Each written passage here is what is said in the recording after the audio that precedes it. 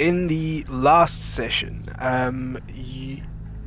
you all settled into your new home, went out and did a little bit of shopping, and went looking around for someone of importance to Callion and his quest. That search led you to a sort of cabaret bar on the fringes of Asgul Cars, where you met an interesting set of individuals, out of which one of them seemed to be the person that Callion was looking for. After following a stranger to the edge of a cliff in the middle of the night after a party, you were given the ability to locate your next trial. After which, you all decided to promptly set off on a whole different quest. As you do. Yeah, so priorities. Follow the guideline. You haven't mentioned it yet, but we'd like to set up a business this episode instead of everything you had planned. Yes, that's the one. yeah, I would like to. in true D&D fashion. Feel free. Let's go make a business. Let's go make a So- business. So you all, after having spoken to Arania Ralza, the advisor to the chief here in Asgul Cars, you all were told that a diplomat had been abducted on his way back from the Summoning Circle match and is currently being held captive at an old, ruined Colosseum of sort, about 2 days travel out from Asgul Cars. And that getting him back was of importance because there is a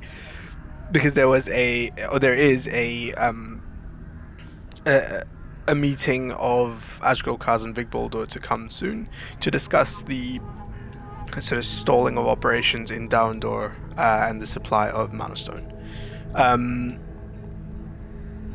So you all accepted that request and have set forth into the Badlands, into the hunting grounds, to find this Colosseum and find this individual.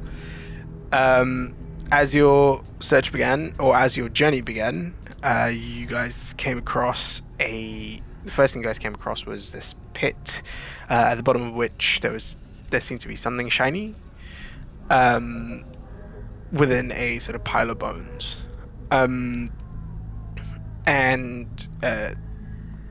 Approaching this something shiny, the pile of bones came to life, and you dispatched the creature that came to life fairly quickly.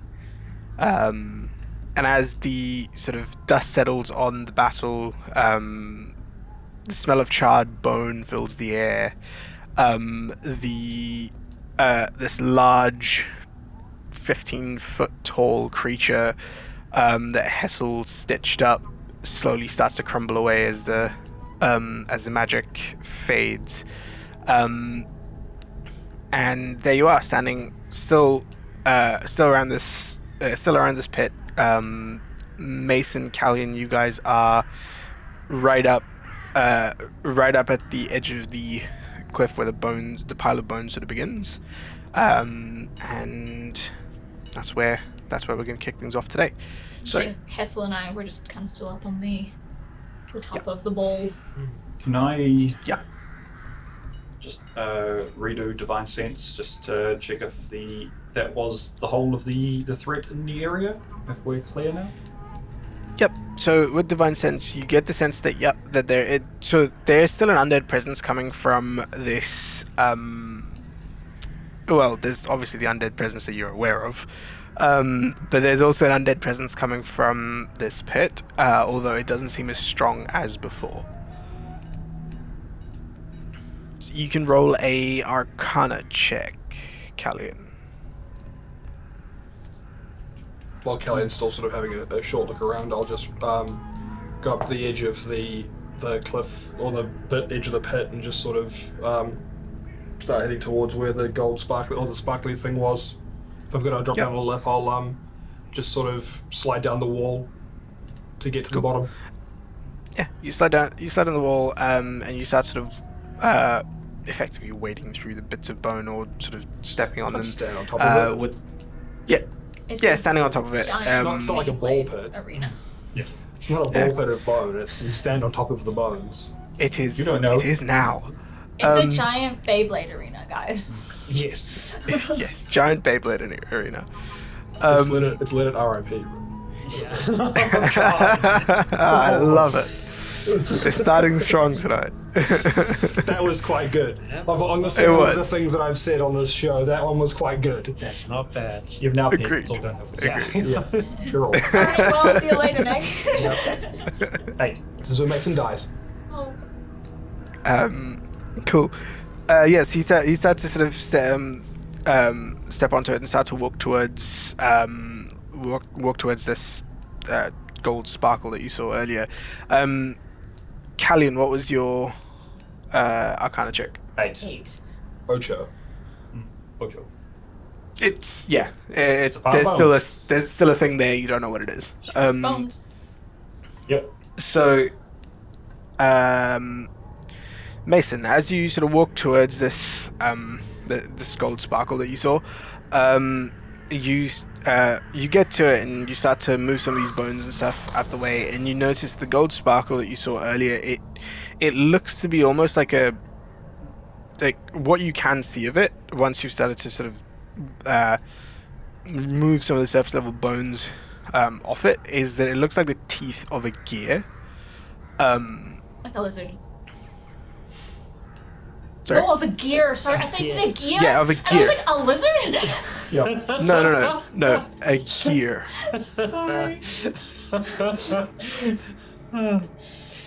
Yeah, I feel looks I like know the some teeth messed of up a lizards. gear. I'll keep digging it out until I think I can get enough of it uncovered that I can pull it out from underneath the bones. I can help it eventually, probably. You How big is it? How big does it look? Are the teeth like that big each, or is the gear that big, or is it like a little tiny gear? No, the teeth of it look about that big. Okay, real big cog. This is a big cog. Yeah, like a big cog. Yeah, sorry. Yeah. I like So you This, start this to does answer an important question of mine of just how big is this thing? yeah, as you start to sort of as you start to slowly uncover it, you do notice that in the sort of center of this cog there seems to be some sort of a blue smooth blue orb, which seems to have a very dull glow at the center of it. You start to sort of sift through it a bit more. You start to sift through it a bit more, and you manage to you find what looks to be about a basketball-sized orb with 2 cogs across its sort of across the sort of center, going that way as well as around that way. Do we know what basketball is? It's big in the burrow. Yeah, it is very big in the bar. Yeah. run around with a basket and you slam it on people's heads so they can't see, and you steal the ball off of them. Yeah, that. Yeah. On the head, slap them on the Basically. side of the head. Anytime you see a kid with a new ball, Yeah. basket, ball. Yep, that's it. Yeah. It's Exactly. ongoing. Yeah, and as you sort of free this thing from within here, you notice that the cogs that are around this thing, they're not attached to or like stuck to the orb in the middle. They seem to be almost free float, like the orb seems to be floating between them, and it seems to almost be sort of moving a little, very very slowly. That's sort of when you realize that if you're holding it by the cogs, it's the sort of central thing that moves. But if you hold it by the central orb, it's the cogs that are slowly rotating around it. This seems to be some sort of arcano mechanical device. You're not too sure what it does. I mean, shit don't move by itself normally, so it's probably magical of some kind, and then cogs. Indeed. It's like, you know, that one scene in Buffy where it's like, oh, well, it's clearly magical in nature. It's like, well, how do you know? It's like, oh, it's so shiny. Like, Yes. Yeah. Exactly. Yeah. Important question. Does it look of a similar material or manufacture as an existing piece we found in a drawer? What existing piece are you That found in the is drawer? the thing that Time. Kellyan's got. The The clock. No, Yeah, that thing. no, it doesn't. It's there are similarities in the sense that both of those things are a mix between arcana and engineering to some sort. But yeah, this seems like a much simpler device. from Sort the of looks of things. while I'm digging the pile of bones, I'll just sort of keep an eye out or just look around at if there's anything else in here. It's a big pile of bones. Yeah. Lots of things have died. I don't know whether they're human Yeah. bones or not, and I don't really care. Yeah, Just you can whether make there's stuff here. you can make an investigation check. While Mason's doing that, while they're kind of digging through things, Hessel's going to leave his dead up on the ridge, but start to walk down himself to inspect the bones, the quality of them. Yeah. well, obviously we'll follow just because I don't really want to stay up on the ridge by myself. So. Consistency. Cool. So you all descend into this ball pit of bones. Would I be able to help Mason with his investigation? Too late. Yeah. Roll cool. a 5. Fair enough. 5. so you've got a, 5. oh good. Consistency. That is true. Yeah. That's the last time I roll with You don't really find anything else in here. Found a big orb. It's just Do I think it'll be big enough? It's small enough to fit into the drawer, or is it going to have to be carried separately? Because that's going to be a pain in the ass. probably going to need to be carried separately. Your drawer wouldn't open that far out Too big for a bag of to holding. fit this. Yeah, you could fit it into a bag of holding. Like you could wrench open a bag of holding and fit So it. the drawer is bigger than The a... drawer is square. Yeah, but bag's got flex to it. I mean, we can fit. How a big's body. the drawer? I thought the drawer was bigger. My standard assumption is size. that It's the just- drawer has a smaller opening, but it's probably bigger on the Yeah. inside of the bag Yes. of holding. Yeah. And It's it's just like, a drawer. There's no top to it. It's the depth of the drawer as well, I think. yeah, so you can't close it again if you're putting a basketball in a chest of drawers, it's not really gonna work. We don't have a chest of drawers. We just have a drawer. No, but I'm saying it's It is drawer. it has a top to it though. You Still. have to be able to close it. Yeah. And You have to be whereas, able to like close a ball, it for the thing to go into it. if it is also a Yeah, round 'cause- opening to a bag. It's not just the drawer; it's also the cubby the drawer slides into that Yeah. we're carrying. Effectively, Yeah. yeah. You're not just an open drawer that you've taken out of something, it goes into something. And it's sitting stuff drawer. perfectly in the backpack at the moment. Um, What I'd like to look for once I do get down there is whether or not any of the bones that are here are humanoid. You can make a medicine check. Okay, all right. Time to get medieval. Once I've sort of finished looking through there and dug out the ball, I'll just start heading out, and as I pass Hessel, I'll just pass it to him. Oh god, he's gonna love that Log shit. me the ball. I'm going to walk past him and give it to him. Do I have to be explicitly literal about how I do literally? Make an athletic check. Here is the ball, Hessel. Take it so that you don't drop it because people think I might throw it to you. I will take it with one hand, kind of God. grasping onto Yep. it. Yeah, how Yep. heavy is this bitch? Yeah, It's heavy. Yeah, Like, yeah, right. it's quite the about like a. ball. It's about like a 10-15 kilo kettlebell. Yeah. Oh, okay. So he's not lifting it over his head. No, he's not lifting it over his He's head. just- he's just looking at it like that. Also, that's a 18 for a medicine check. You look through here and there aren't any humanoid bones. These are all bones of large animals Nice. from the looks of things. All right. Cool. Yeah. Just inspecting them, and then I'll kind of turn my attention to this. I could give this a look when we stop for the evening. Good idea. It's not volatile, and he'll just kind of like shake it backwards and Well, forwards how ever do so you know slightly. Doesn't seem to do anything. One of you have a Hasn't Yeah. blown up yet. detect magic. There's still something about the pile that's I'd be more than Undead happy hasn't to gone away. have a look. Whether it's tied to this or that there's something else going on. I mean, I do have detect magic. Oh, you do? Well, no, I have manifest inscriptions. That's different. Sorry. Right. So. I would be happy to use a level 1 spell slot to cast Detect Magic. As I'm there, I'll just start sniffing the air. Just want to see if there's something else doing that. It does. It's this this device that you found that sort of does smell of something. It's pungent. It smells of a very familiar magic to you. There's a necromantic aura coming off of this. Alright.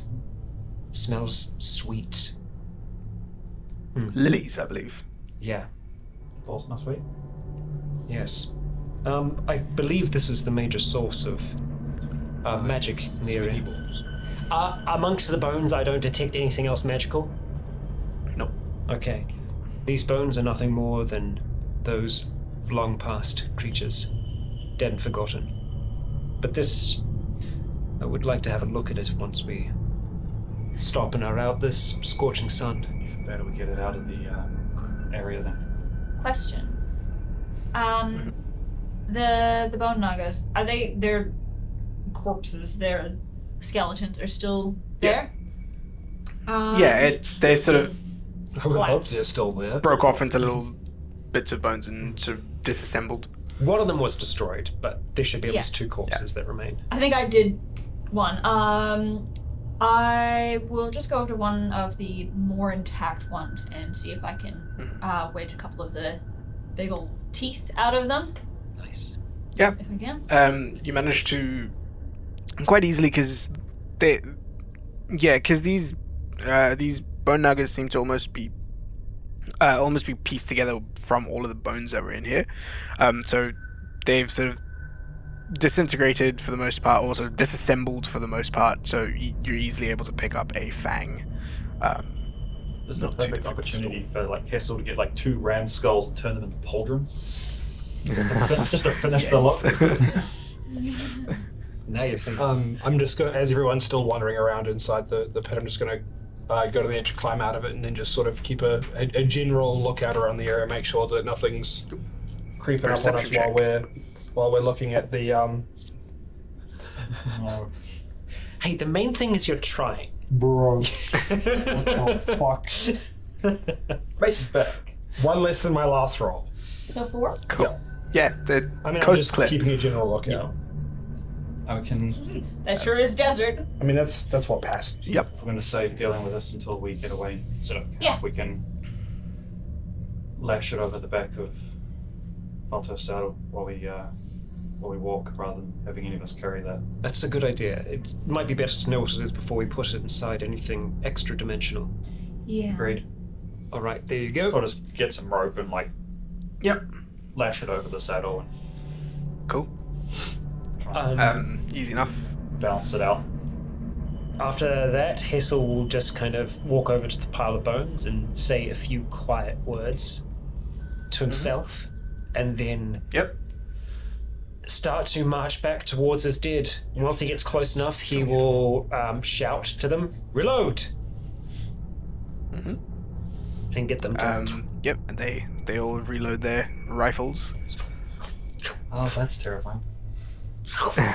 And then just kind of like have them at their shoulder. If it's all right with the lot of you, I might keep these out for the time being. Stretch their legs. Okay. I don't think we will creep anyone else out in the desert. Cool. And with that, you sort of set off along the path that you've been following this entire time. So that was sort of the first. I believe that was the second half of the first day, because Yeah. we'll say it's in. Yeah. We'll say it's the end of the first day. Yeah. Because I don't remember. I think it was around then, because we talked to some of the guards on the outside and they're like, whatever you do, don't go into the... Don't go that way. Yep. Don't go that We way. were like, okay. Yeah, whatever you do, don't go south. And we're like, don't worry, we're not doing that. And they were like, we are actually Go going south. straight- And to the yeah. east, we're going directly where you... We'll be fine. Yeah. Yes, as you sort of march on that way and the day sort of comes to a close, you decide, the sun goes down. Throughout your sort of journey, you have sort of spotted what look to be some sort of creatures off near the horizon. They haven't seemed to have approached. Every now and again, you've seen something that you've gone, oh, that's, that thing's quite far away, and then you go, oh no, that's further than I thought. It's just bigger. It's very, very big. You do notice a few of these sort of creatures roaming the hunting grounds as you make way. Eventually, the sun does set, and it is pitch black out here, because aside from the moonlight, and the moon today isn't. It's less than half, so it's more like a crescent moon. So not as much light coming from it either. So we probably wouldn't have. I don't imagine we would have walked until dark. As soon as it started to get dark, it makes sense to start. Yep. I can't remember how far of a journey we estimated it to be. It's About 2 a days. day. 2 days. 2 days. Yeah. Okay. 2 days. As we do start to slow down, I will ask the group, would we like to stay in a tower, or are tents more Tents preferably? probably fine tonight. Tents tomorrow as we get closer. Very well. My next question is, what would be most beneficial to all of you? I can provide a small bathhouse, enough for one person at a time, rooms enough for us. It'll be a small tower, thin but sturdy. I think if we do it honestly as low to the ground as possible, then it'll be. Then we won't have rooms, unfortunately. I don't think it'll matter too much. I think we're still too far away for it to be a problem. The higher we are, the more sight we will have of the area as well. It will help with keeping watch. And if it, at this point we're having the conversation, it's still light. We still can't see it on the horizon, even with the thing at the back. I assume the likelihood is that they can't see us. Yeah, Right. I think we'll probably. Yeah. Whatever you see fit. We don't need anything overly fancy. Very well. I'll provide for us 3 stories. The bottom floor I will have as an impromptu bathhouse, and the 2 above will serve as tight sleeping quarters. We can fit 2 on each level. Just. Sounds good. Very well. Hessel will start to trace out with his wand in the ground the circle that will become his tower. And it looks very similar to how it has in the past, rising up out the ground, but it has an extra story on top of it now. No ageless apothecary sign. And the stone itself looks like it's more made out of sand. Sandstone, perhaps. But it does look like it's been made by hand. It's not mistaken for a natural piece of the landscape. Cool. Cool. Your tower sort of rises out from the ground, and as you enter it, it is the same sort of same thing that you guys were used to before. For some reason, it's missing a lot of the details that it had previously. It's a lot plainer. Utilitarian. Utilitarian, yes, very much so. Yeah. The only things in here are things that you absolutely need. You guys keep eventually, as you sort of get into the tower and stuff, the sun does set, and it does become pretty much pitch black outside. Aside from every now and again, as the clouds pass, and there's a little bit of moonlight. But other than that, because the landscape is so flat, that you can make out on the horizon, you can just about make out the outline of the mountain range to the north. But otherwise, the terrain seems to be pretty flat around here, except for a few little rock outcroppings here and there. And it's eerily quiet you can every now and again you hear the wind blowing, and you'll catch the sort of sounds of creatures off in the night. But other than that, it is eerily quiet. What I'd attempt to do is, once we're kind of settled inside, I would ritually cast alarm around more towards the front of the tower itself. I will just double check the radius that I can get for alarm. No larger than a 20-foot cube.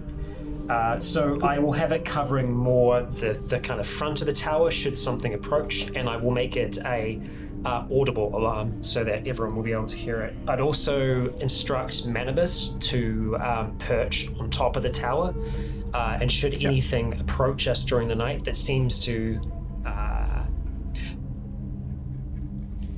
what's the word I'm looking for? wants to do us harm. Effectively, more than just an animal sniffing around, but something that is approaching with violent intentions. Or just As much Perception as the check bird for can do Manibus, that. please. Yep. All right. I would also, along those lines, at some point, since it's so dark out, just on the roof a little bit with the spyglass, just in the direction we're going, just to see if I can spot campfires that direction, or a sign that they're still out that way. Make a perception check. That is also a 9 for Manibus. nice roll, dude. With keen hearing and Good sight. And you use a different dice. It's exactly the same as last time. We're all going to die. Does I haven't rolled yet. Glad we don't have combat. does being night and or with a spyglass give it advantage, disadvantage, cancel each other out? Yeah, it would cancel each other out. For fuck's sake. So that's just a 16. Oh, okay. Cool. I forgot. All right. Yeah. Not bad. Sweet. You look out into that direction, and like you scan the horizon for it, and I mean by this point your eyes have adjusted to the very dim moonlight. So you start to sort of scan the horizon in that direction, and what you do notice is that like even though you are about a day out, because the terrain's so flat, you get the sense that you should be able to see campfires, etc., off in the distance, even as little dots. Because Halaj is flat, But right? We're on a flat world. yes, it's a flat world. Exactly. Yeah. But yeah, you should sort of be able to make out the glow of campfires and stuff, especially with your spyglass. So as you start to scan the horizon for it, you notice you specifically notice that there's nothing there. Like it almost, you're just looking out into darkness. You would get the sense that if there was a mercenary group or a few people setting up having a campfire set up, you would see it or some hints of it. You're not even seeing sort of smoke trails or anything of that sort. 8 hours walking is further than the horizon is for our side, so They also could be behind cover. yep, could be masked an illusion. I mean, it's in a Colosseum, from what we know, so... Yeah, true. Yeah. There is a chance that they've moved on by now as well. Yeah. Have a look tomorrow as well as we get closer. The long shot from this range. Cool. I would return the bone crew to the bag of holding. And I'd also ask Callian if I could take the gear orb. The gore. The gorb. Yeah. The guilty gear. So I'm picturing it like Saturn on both X and Y axis for gears. Is that what? Yes. Yeah. Right. That's right. And Hessel will run himself a bath on the bottom floor and then just kind of sit in there, not putting the orb in the water because it could be, Yep. But just accidentally toasted. he's going to ponder this orb while he is sitting in the water. Just Ponder the orb. Yep. He's now Yeah, graduated to being a full-fledged wizard. Then cast identify. Yeah. Yeah. I mean, the first thing you notice as soon as you grab the orb is that little dim glow that was in the center of it seems to have grown. It is brighter. It's no longer just a little pinpoint in the middle. It sort of fills up almost like half the orb itself. Right. But yeah. I'll make a conscious effort to not touch the orb, but I'll just keep my hands on the gear as I start to cast Identify. Sweet. Your time passes. Your 10 minutes, I believe it is. 10-11 minutes pass as you complete your spell. Casting, yeah. As you complete your spell, and you are able to identify it. It is this thing is an arcano-mechanical device, which runs on a timer. So once a day at a set time, it goes off, and it animates and puts under its control a pile of bones. So effectively, like you exert control over something, this thing seems to animate a pile of bones if there is one around and exerts control over it. You cannot attune to it. The control is specifically it's specifically towards this orb. The orb is the thing that's controlling. Oh, correct. fantastic. The orb is the thing that is controlling it, and there is. Huh. And there is specific the magic that's used to create it is what specifically it's specifically what programs the undead on what to do. And in this situation, what you get is that the programming that's been encoded into this is defend. Is this reminiscent of anything that I would have read in the ethical uses of necromancy book? Not really. That was more of just a philosophical piece or a piece of work. This is more of an engineering, like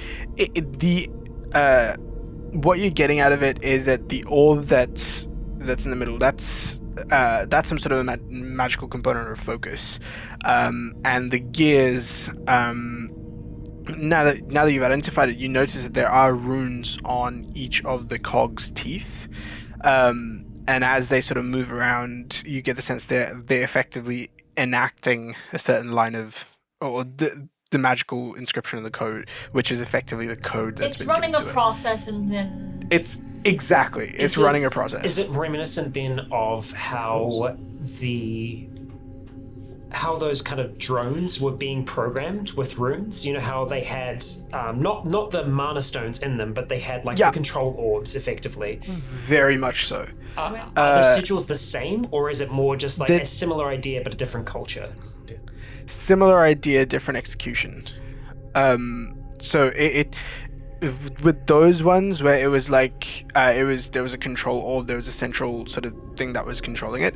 This is just more of it's one specific program that's designed to do one specific thing, and in this case, it is animate a pile of bones and command them to defend, and that's it. And just to check specifically from the identify spell, it is to animate a unanimated pile of bones. An unanimated pile of bones. Control over existing undead.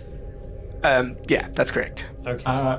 And would this animation of undead be like a full day duration? So it's just essentially just renewing controls, so it's like a permanent defense over a location? Correct. Interesting. Do you think this is it seems very different, but Oh, hi, Ophelia. sorry, no, I wouldn't. Yeah, I'm just just I'm calm walking down. out of character. I'm running out of character. This is out of character. Can you speak of? Why are we all in the bathroom? Hi, guys. I've lost my Cleaning train my of boots. Okay. Just I wonder if Rose's dad would know anything about it. I think after kind of figuring out what I can about it, I would chuck on robe, cinch, and climb up to the top levels and try and explain effectively what it is. As Ursula comes up the stairs, he Rosa- is out of breath. Yes. Because this is a very heavy thing that you're lugging up a ladder. Clonk it onto the floor. And you're not, not the most athletic person. You think there was something else there that it was defending them? Hard to know. It seems almost intentional if it's... There was nothing else magical there. However, it was in a divot in the ground. Maybe we just need to dig. Well, no, I'm thinking, what if it originated somewhere else? Somewhere high up. Say, for example, a floating city or something like that. If it was in the sky and fell to the ground, and it's just been doing the same process again and again. And it killed a bunch of things when it hit. Well, or rather... Kill one thing. Killed one thing. The orb itself could have been inside something beforehand. Is there a range on its animation? I believe it's nearby, like within the vicinity. It's like, the same. It's effectively the exact same range as the animated. range as your your class ability of animating the data. I believe it is just animate data. Yes, it's not just slowly assembling its own pile of bones over time with things animating and walking to it. No. So the fact there's a pile of bones there is awesome. Can I have a look over it and see if there is, following sort of a little on Ophelia's thoughts of if there is a maker's mark of some kind? Yeah, you can make an investigation check. I can always ask. This Well- guy makes bombs. He makes things to animate dead and to defend. Yep. He really is evil. He probably deserves to be in Can I prison. assist Callian in his You can assist Callan, yeah, so you can roll that one with advantage. Alright. In that case, it's a 22. better. Yeah. The way that you just kind of dropped it, just clonk. Yeah, Guys, looking guys, I'm through it, rolling. like there are sigils and runes pretty much on every single one of the teeth of the cock, right? So that you get the sense there really wouldn't be a space to put Maker's Mark on those. However, as you sort of look closer, you notice that as the glow of this thing starts to get brighter and brighter on the inside, it almost sort of as a almost built into this orb itself, in the center there's almost like a 3D looking symbol of a cog with a dagger running through the center of it, horizontally. Have we seen this symbol previously anywhere? No, you have not. I would like to. Actually, Ophelia, Yeah. make a history check. Ooh. Harry. Second. 17. 17. That book of minor nobility. Oh my god. It had. Oh my god. No cross-reference. Did you leave it in the library? Yeah. It. Yeah, I've seen it. You recall seeing the mark in that book. Okay, but do I remember what it was No. for? You will need to cross-reference it. I love that. You would have rolled a 20. You made it a 20 to remember I who it looked was. through that book. That is. Hey, So good. Hey, I should have brought it with me. the book. Should have brought it with me. Never You leave start that. saying under your breath, and it's just like, right? That's because you didn't bring it with you. If you brought it with you, you'd never seen it before. No. I will actually, though. I'd like to contact Ro. You rolled high enough to where I'll give you some context into it. So within the book there, so minor nobility minor nobility, it constitutes a few different things in a few different places.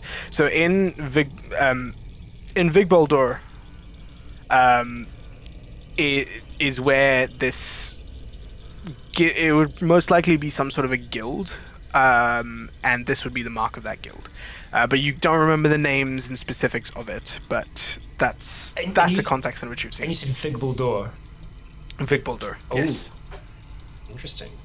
This is dwarven. Yeah. This is dwarven magical engineering. Cool. I would like to contact Ro. Could have been left behind by Yeah, mercenaries you can do. then, as a way to stop people following. Possibly. Yeah, I would. Ophelia will give Ro a quick call. Wait, With this the is sending sending stones. spell. Yeah. With the sending stones. And ask her if she or her father would know. Because she's with her dad at the moment in Thompson. Have they made it there yet? Probably. Because they weren't at the Probably, day of yeah. the festival, like the day of the thing. They weren't there. Yeah, but it's been like 3 days since then, so they're probably there by now.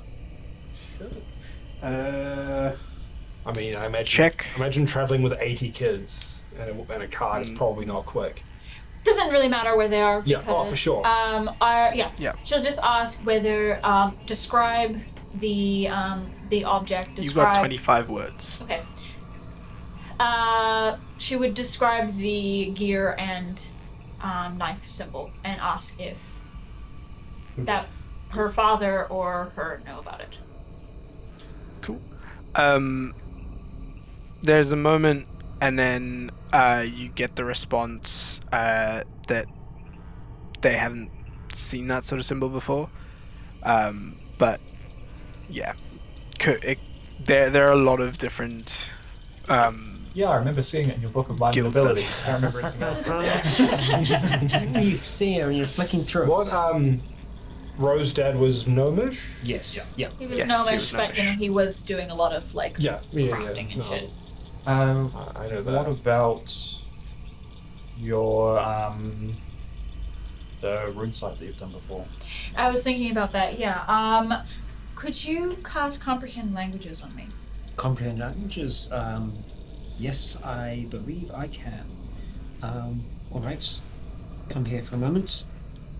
I'm going to 10 spend 10 minutes richly casting comprehend languages. I'm going to lie on my bed and read a book. Excellent. Sweet. What's the book? Is it the book of fucking minor nobility? yeah. Just upside No, down, it's not just- because that's back at your library. Yeah. Or is it? Did I just bring looked it it with up. me and not tell anyone? Yeah, some light reading material. Yeah, the only thing that's on the bookshelf in our house Is is that one a book. bunch of necromancy books and the book of minor nobility. And like, that's it. Yeah. Mm-hmm. No, I have Crick's Book of Minerals. Oh. Fun. Oh, there you go. I'm sure it's riveting. I like rocks. It's probably Big ones, small ones. a book about drugs. Yeah. Yeah, exactly. Rocks. There's this excellent one Rocks called that Crack. burn well. Whoa. I am going to Cool. lay on the bed and read that book. The spell takes effect, and you feel like you know what most languages Fantastic. would say. I'm going to use a sorcery point. One second, You just can- wait, I haven't done this in a bit. You can quicken spell So mage on I me. have a charged rune already, Oh, you so do? I'll just use that. Okay. And I will use my manifest inscriptions ability, which is I can reveal hidden glyphs and enchantments that surround me. As an action, you expend a charge rune to cause any hidden magical marks, runes, wards, or glyphs within 15 feet of you to reveal themselves with a glow for 1 round. Cool. So for 6 seconds. There's the rune on your forehead sort of glows brighter and then sort of fizzles, and as it does, there's this sort of pulse of energy that sort of emanates from Ophelia. And what glows is, so you've seen that the cogs are turning around this orb, and there are runes that are visible or visibly etched into the teeth of the cogs. But what does light up is two sets of things. Number one is a line of runes under each cog, which is effectively in the same right under where they're magical runes.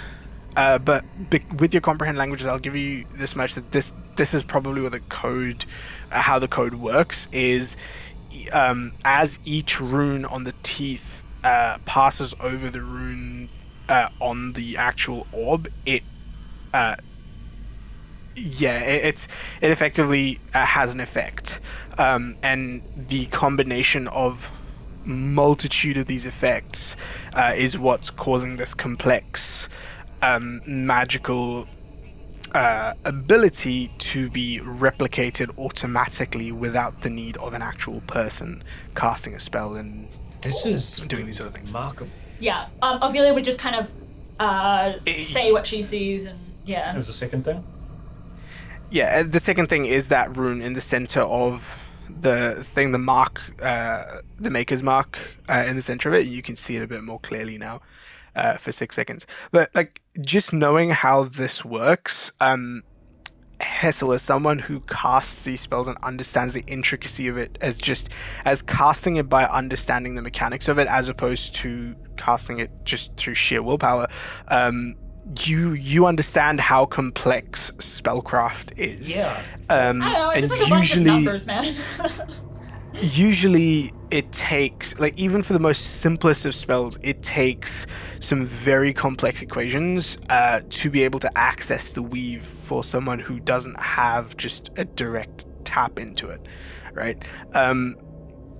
It's the reason why it's the reason why mages are so sought after, and wizards are so, like, spend so much of their life studying, is because it's a very complex thing to do. The fact that someone's created a machine or an automaton of sorts, has engineered a automatic way of casting a spell, is on a whole other level. You've probably not seen too much of this before. This is interesting and potentially rather dangerous. Yes. And this is just a very, very small, like, execution of it. Like, what you saw previously, like, in those drones, they used Mana Stone as a way of sort of drawing down power because they didn't have access to the weave. This thing seemingly is casting. It's an inanimate object casting a spell. Yeah. The interesting thing is that I think Hessel, before everything, would have been excited about something like this because it effectively can unlock magic for everyday, ordinary people. But now it's an existential threat. Yep.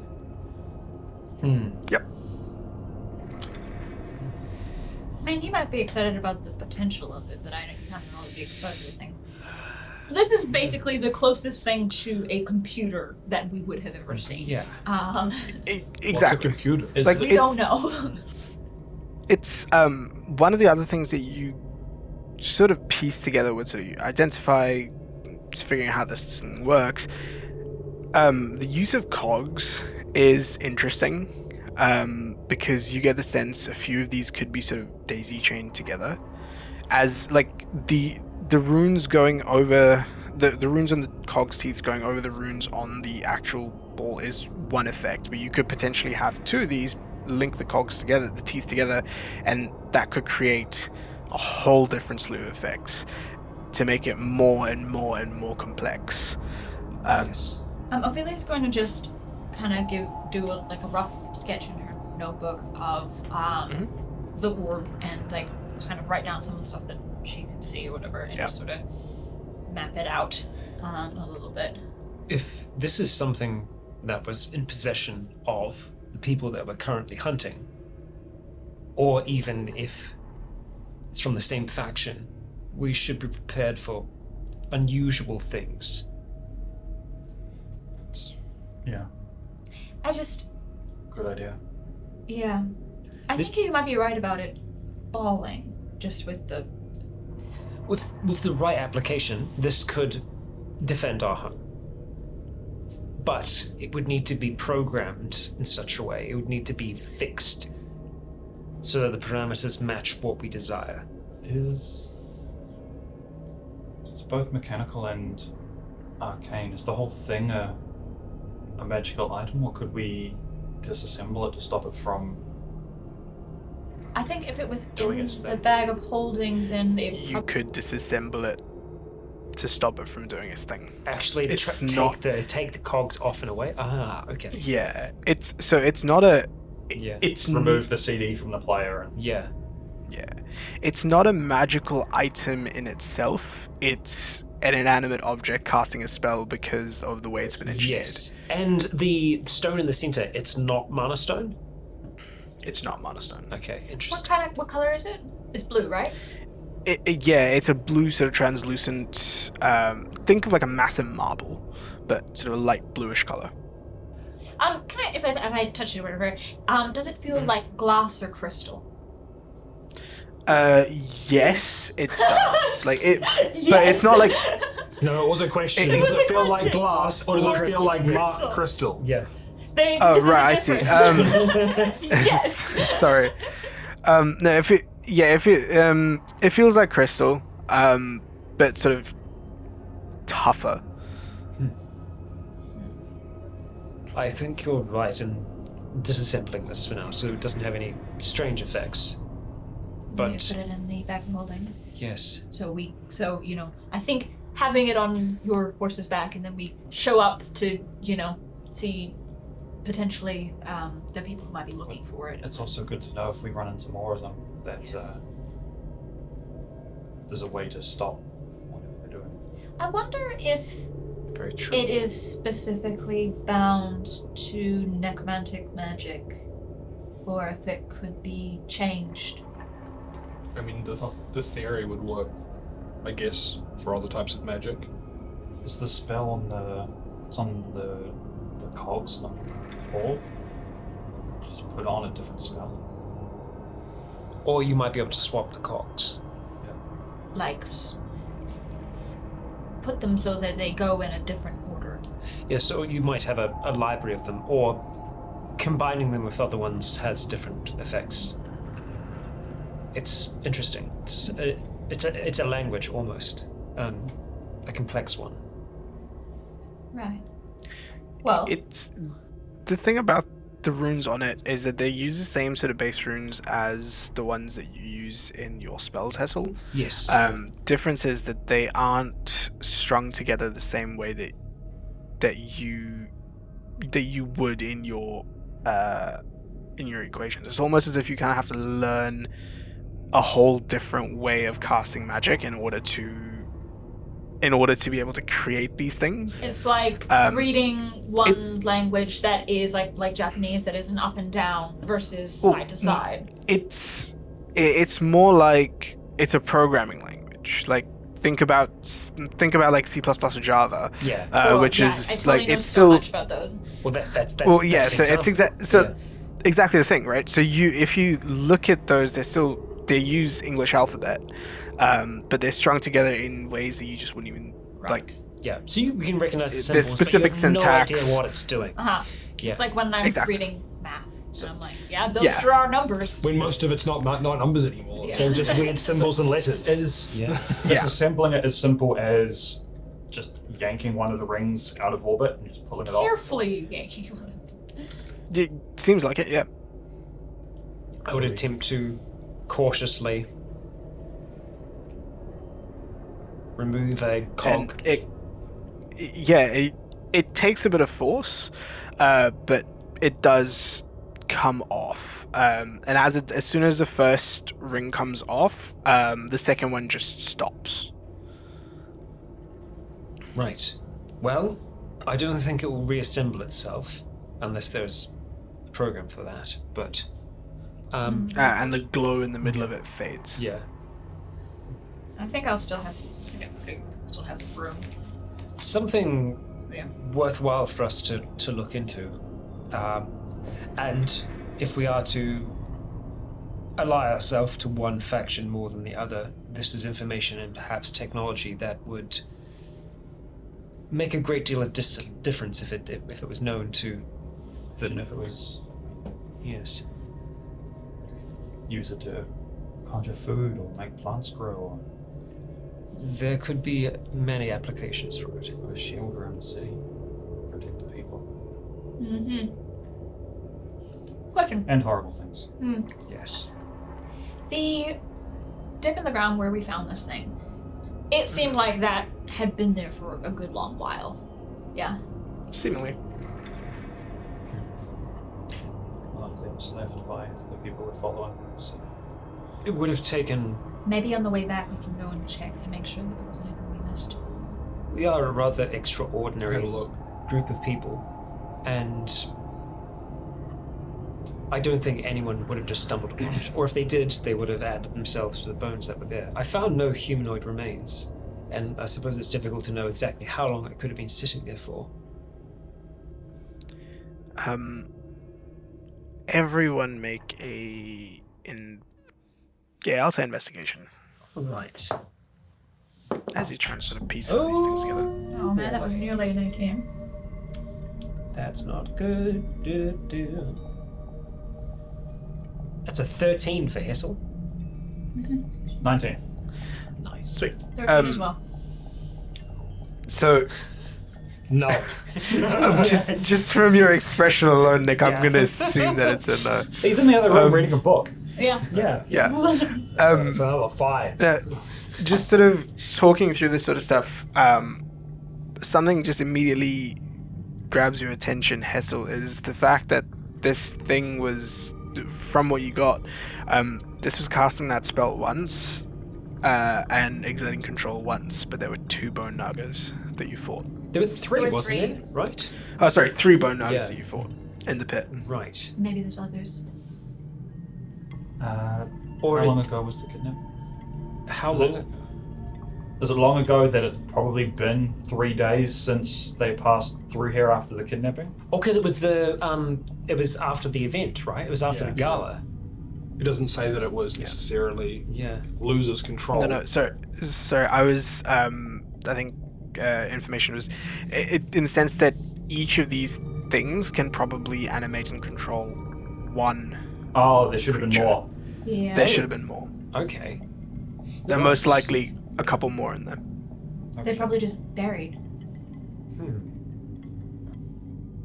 And Mason rolled a 5 on investigation. Sorry, dude. You're like, sure looks like dirt. Well, I mean, I didn't detect it, so it would have been at least 10 feet under, so I think it would have been very hard to detect it. I think we need to Do we keep get a good night's sleep tonight and tomorrow, and expect that we might run into more of these as we chase these people down if they left them behind. Yeah. And then on the way back, if we come back the same way, deal with any others that might have been buried deeper. Those creatures, the creatures were animated, but they were waiting. It was only when we went to investigate that they sprung their attack. I think that they might have left one visible, thinking so that people that were possibly heading in this direction do go and look like a trap to draw you into it. So that if you are giving chase, you're ambushed by these things attacking. So yeah, if we can get a chance to take care of the others on the way home, so that Yes. other adventurers don't, or even just hunters don't stumble into them, that'd be. That's a sound and just reason, I think. But also be ready in case there's. More on the way. If these are from them, they may have some at their camp if they're. They could have been together originally in a different sequence, and what is happening now could be an unintentional side effect. There's no way for us to really know unless we find the person who lost them, or if it was part of a Especially large creature beforehand. If there's, if there's 3 of them or whatever, and they potentially do interlock, then Yes. could be something completely different. It's something worth thinking on and being aware of, and yes, if we return in one piece, then I'd be happy to assist you all in ridding them, or the area of whatever remains. Right. Ophelia's gonna go and take a quick bath because shit's dusty out here. Yes. And then go up to the top floor and go to sleep. Cool. Bedtime. I will try to fit in a little bit of tattooing before bed if I can. I'll push myself as far as I can and still try and get rest. Yeah, that's fine. You're able to do so easily enough. Get a full night's rest out of this.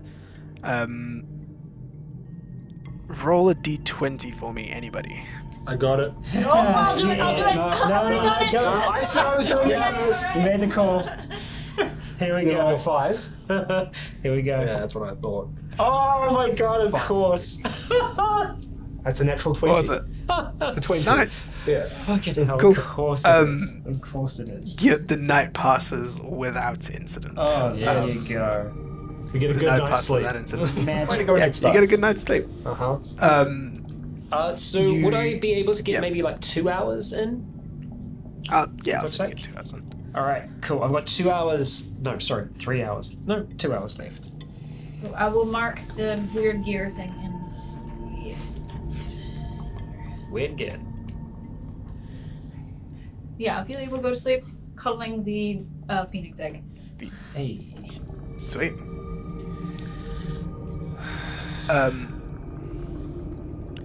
How many days have you had that phoenix egg again? It's just a couple of days, isn't it? Since couple. How long's it been since the... Like 2 days? 2 days, yeah. You're the keeper of the world. How long's it been? I am the keeper of the world. 3 days now. Yeah, 2 to this will be 3 the days, third yeah. day. Well, third The, day. the, Alright, the, cool. the day just Tomorrow will gone? be Or? 4. The one that we're in now. That we're waking up to. Undisturbed. Sweet. Yeah. You wake up undisturbed. Manibus snoozing up at the top. Unacceptable. Yeah. Oh, I just have this Yeah. great idea of like quietly camping, planning our approach, and then come dawn the next day, big pillar of flame as the phoenix is born. The whole tower is just the handle of a torch. With breakfast in the morning, Hessel would have the most plain, the most uninspired breakfast he could possibly have. Just efficient. Taking some of the dried rations that we've got. No extra seasoning or anything. Unflavored. Just unflavored. Yeah. Unflavored Soylent is what you're having. Yes. Yeah. With waking up early, it depends what's around. Try and get in some hunting because I can't imagine we'll be setting up campfires and stuff tomorrow night. So try and get some non-ration food, Something anything fresh. to hunt before we head out. Roll survival. If you so desire. Wait, when you're no, wait, heading hold on. out- You've got a background feature that allows you to just feed X amount of people, don't you? Yeah. Right. We find plants somehow.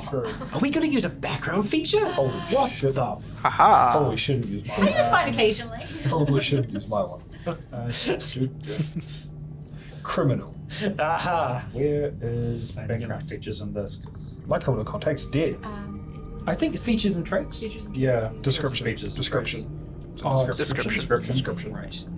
Yeah. Oh, yep. In addition, you can find food and fresh water for yourself and up to 5 people each day.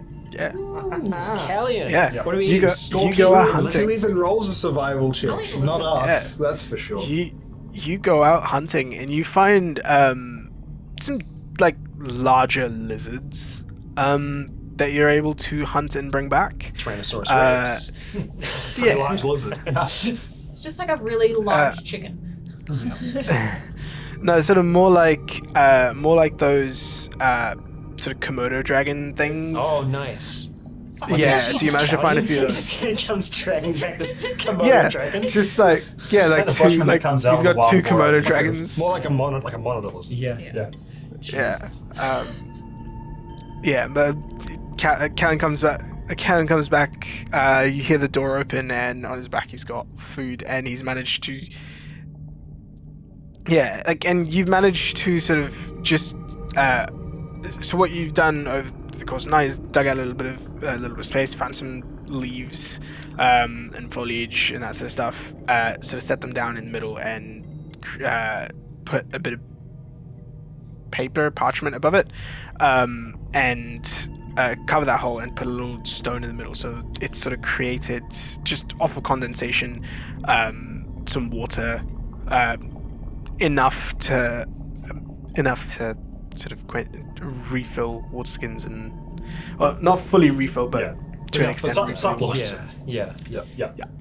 Oh, good. Yeah. Okay. Well, by that point, Hessel's already had just the basic bitch. Nutrition break, original no flavor, and deluxe no flavor. Yeah, exactly. Yeah, and you guys get to eat well. Yeah. But yeah, you managed to eat well in the morning, well fed and thirst quenched. You set off. Hessel dispel the tower. Yeah, the tower just sort of descends back into the ground in the most dramatic fashion ever. And you set off in the direction that you are going. Given my atrocious luck today, and my rolls almost never being above a 5, I'm going to walk kind of draped in my perfect temperature duvet. Because I don't want exhaustion when I inevitably roll a 3 on the upcoming. Yeah. Constitution. And, It's like me in the winter coming out of the blankets. Yeah. and it is hot. It's pretty hot out here, and it is a bit of a trudge.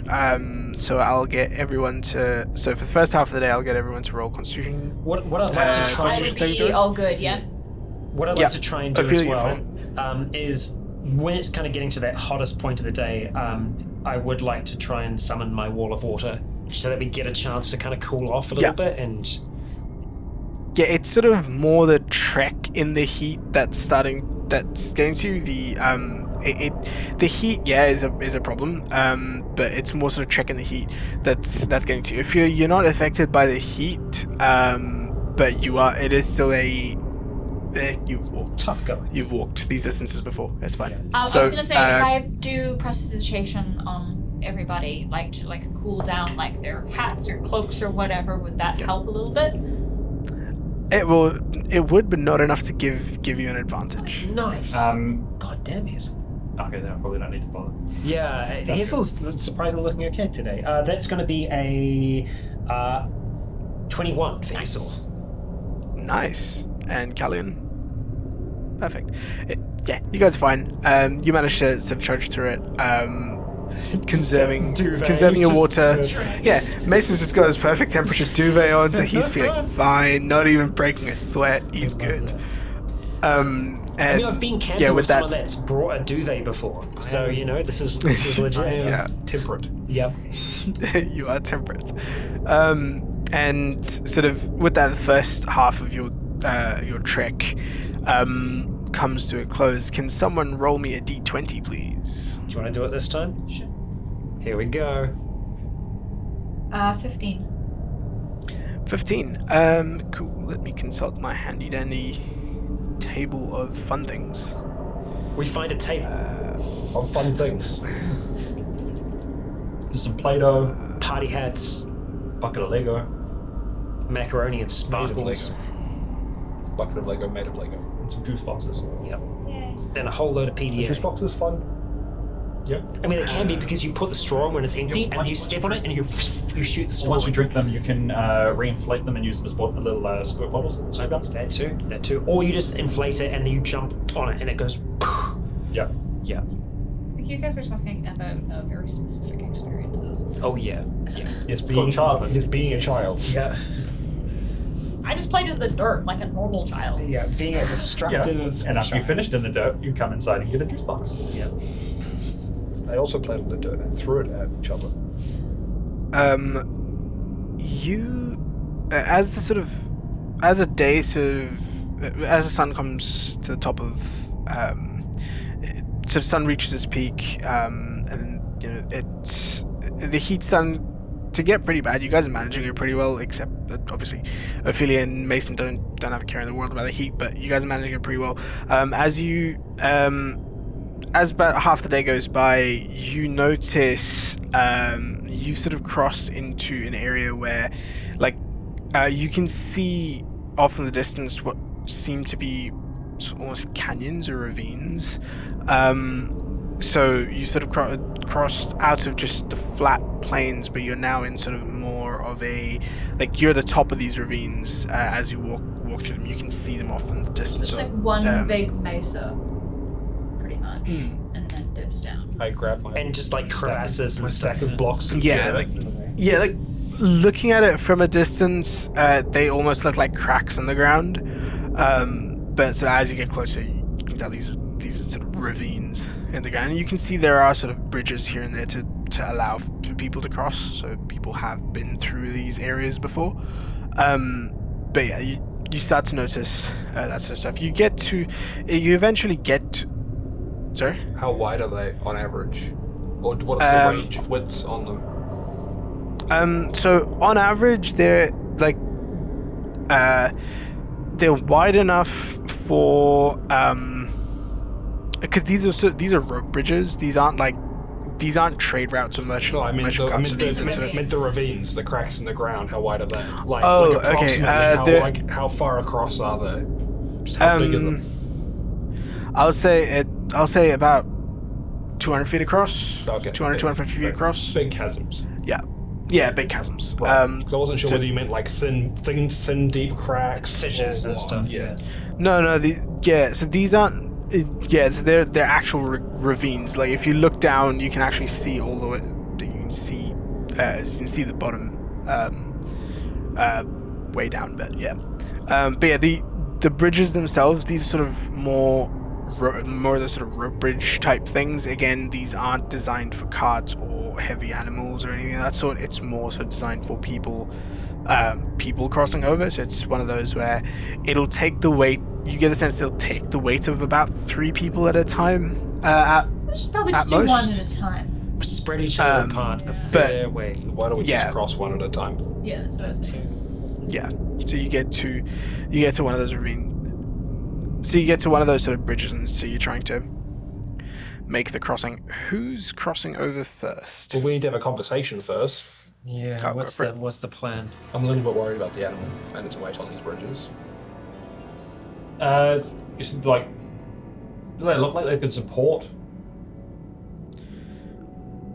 Ooh, it's pushing it. I have something for this. Like, I think. I don't Yeah. think I've used it yet. I don't think I've sold it. I'm pretty sure. Just scroll and levitate. No, I have a potion of diminution. That seems like something that we should save. It I don't can know. make your beast smaller. It's one of those things that'll sit in a bag until the end of the campaign and we'll go, we've had this for 30 years. Exactly. But there'll be a time when we need that elixir. Well, We need yeah, to save it. we were No, talking they about won't. using it to get into the drawer. But I What know if there's a you can do second that boss anyway. fight after the final boss?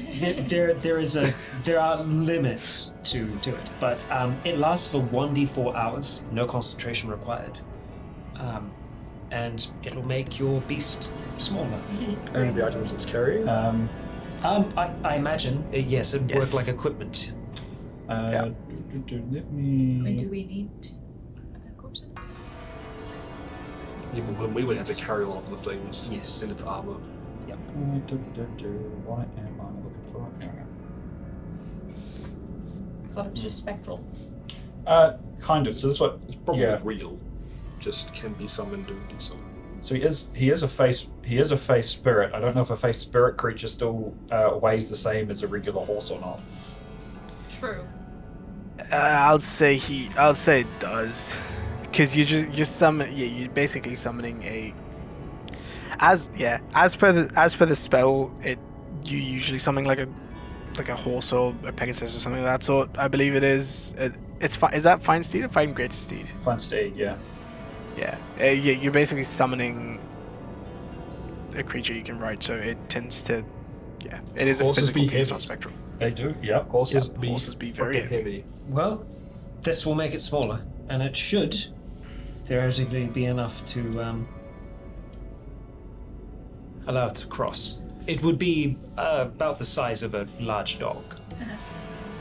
Before we do you want to use that spyglass to make sure that the bridge hasn't been tampered with, to make sure that, check the other side hasn't been cut, because we are pursuing people who seem to be leaving traps for people. That's a good There are lots of bridges Fair point. for us on the way. We should be checking them as we go. Yeah, I will. check the bridges before we progress. Cool. You can make a perception check. Advantage with spyglass? Or, Yes. Yeah. Advantage is bonus.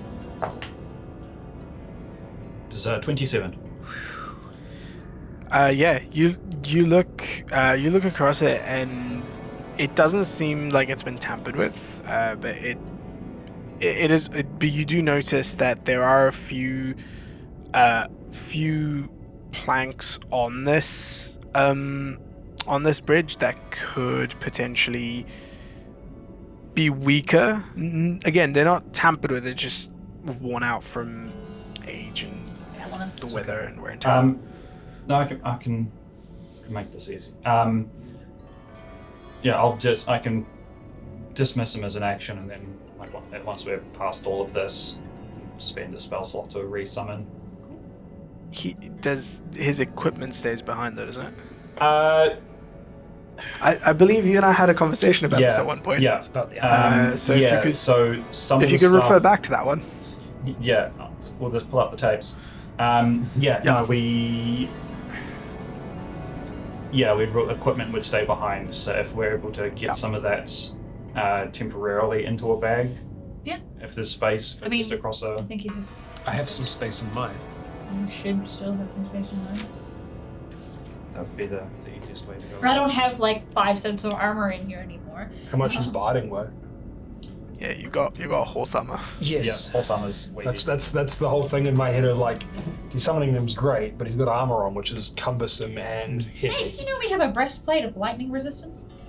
That's good to know. And also the trident of the deep, which lets you talk to fish.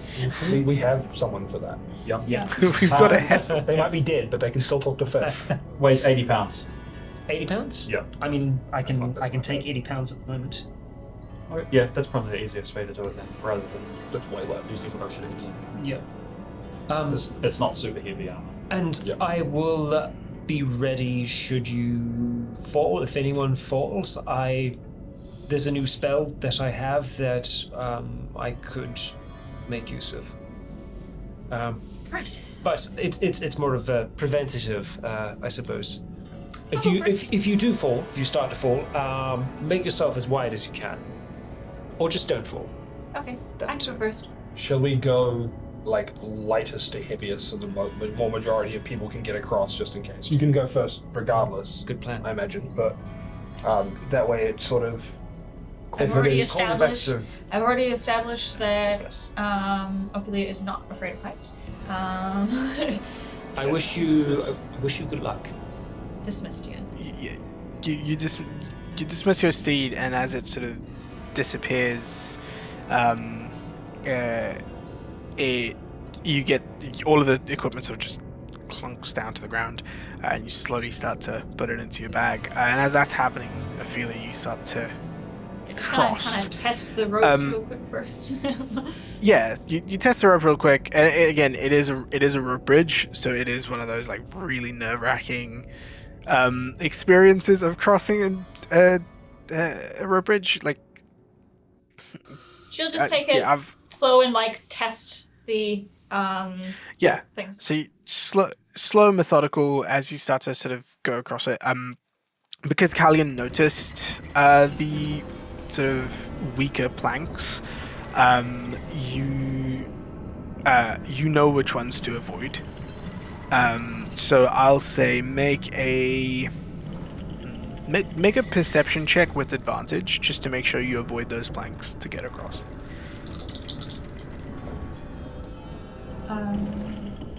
It's an 11.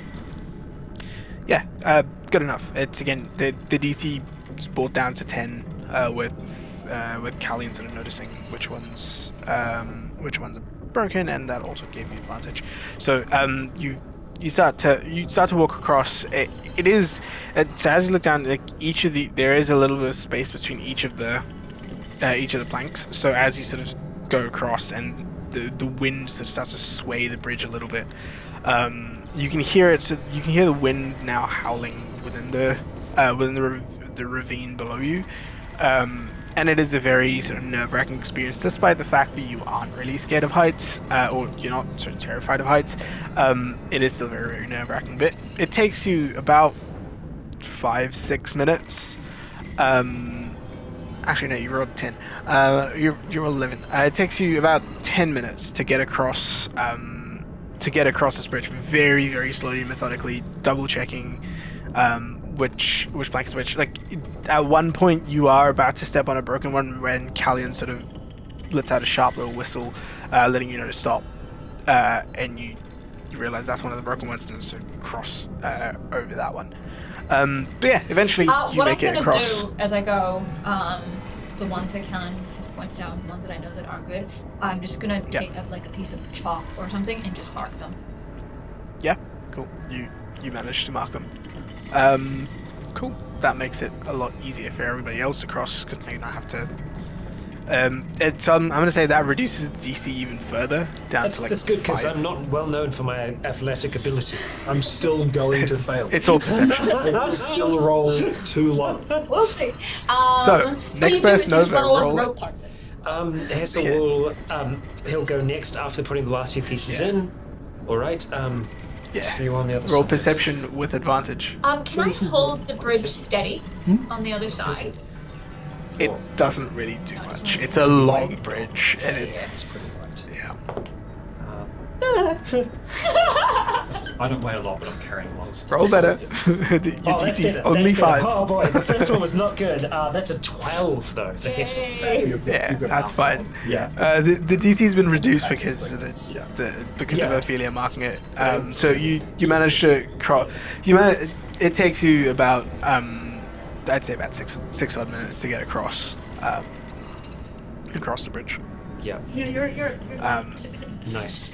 Hessel doesn't really walk with fear, but he does kind of like pause at the ones that are marked and just kind of cautiously step over. Yeah. But yeah, for the most part, just kind of stays as steady as possible. Yeah, like there's no fear, but there is a sense of self-preservation as you walk across it. So there is. that if I fall, I will die. Careful, yeah. Careful and methodical. You make your way across. Who's next? I'll go next. Cool. You can roll a perception check with advantage. Team. Yeah, 26. You're good. Just You're fine. We're on the solo. Yeah, That's kind of bullshit. yeah. It takes you about a minute and then some, maybe a little bit, like a minute and a half, and you're across. Yeah, like the most graceful, like knows exactly, like the most sure-footed of the lot, Callion's across in record time. Gonna fail. Mason. I'm going to fail. remember you're rolling with advantage. I'm aware. Your DC is only 5. I'm going to fail. It's going to What about fail. your dex? It's not dex, it's perception. It's a perception check to make sure you avoid the. At 20. Here we go.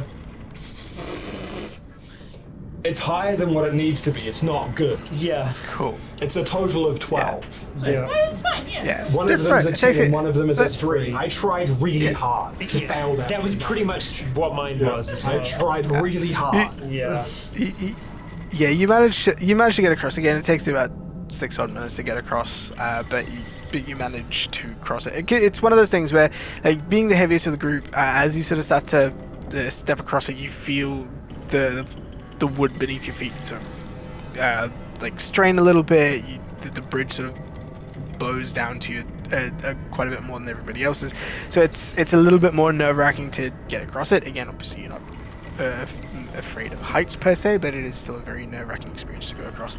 But you manage it, and with that, all of you are across this obstacle in your path, and continue heading down towards your destination. As the day starts to draw to a close, the sun starts to get a bit lower in the sky. You start to see a shape in the horizon, which is, and sort of looking through a spyglass, Callion, this looks like an old Colosseum. outside of it, there seems to be a sort of old Colosseum stone structure. It's like a stone structure, crumbling in different parts. And on the outside, you can see remnants of what probably would have been like small shops or buildings when this Colosseum was probably, hosting events and that sort of stuff. But it is now very much a old ruin, and so looking through, you're still a bit of a distance away. You get the sense it'll take you a couple of hours to get to it. You do find a spot,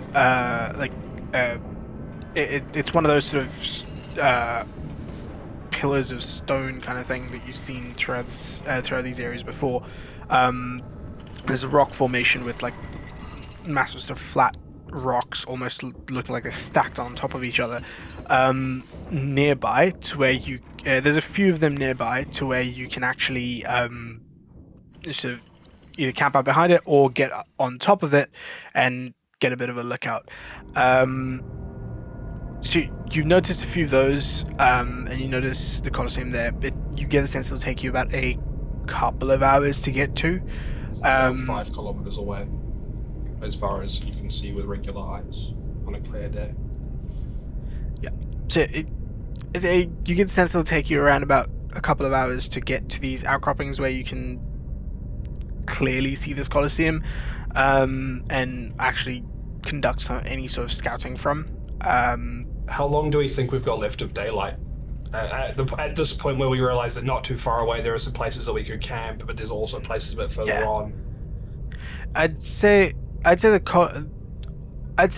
Des, you've got about about 3-4 hours of daylight left, at most. Do we want to set up camp and then and at the same time have some of us go scout out a little bit further ahead where there's on some outcroppings? Not a bad plan. Yeah. If you so desire, I can make at least a few of us invisible. I'm not so stealthy myself, but Manibus is, and We're still miles out. I'm not sure it would be too much of an issue, unless we run into a patrolling, scouting party sort of thing. But it's still a long way to patrol. That is true. The two of you are rather light-footed when you need to be. You could use Manibus to do a little. Yes, there is a limit to how far he can travel from me. I would have to stay with him. But if the two of you went to scout, you shouldn't run into too much trouble. And if you do, and things go, what's the word in the borough, the saying? Tits up, that's it. If things go tits up, then I should be able to get myself and Ophelia to where you are relatively quickly. Alright.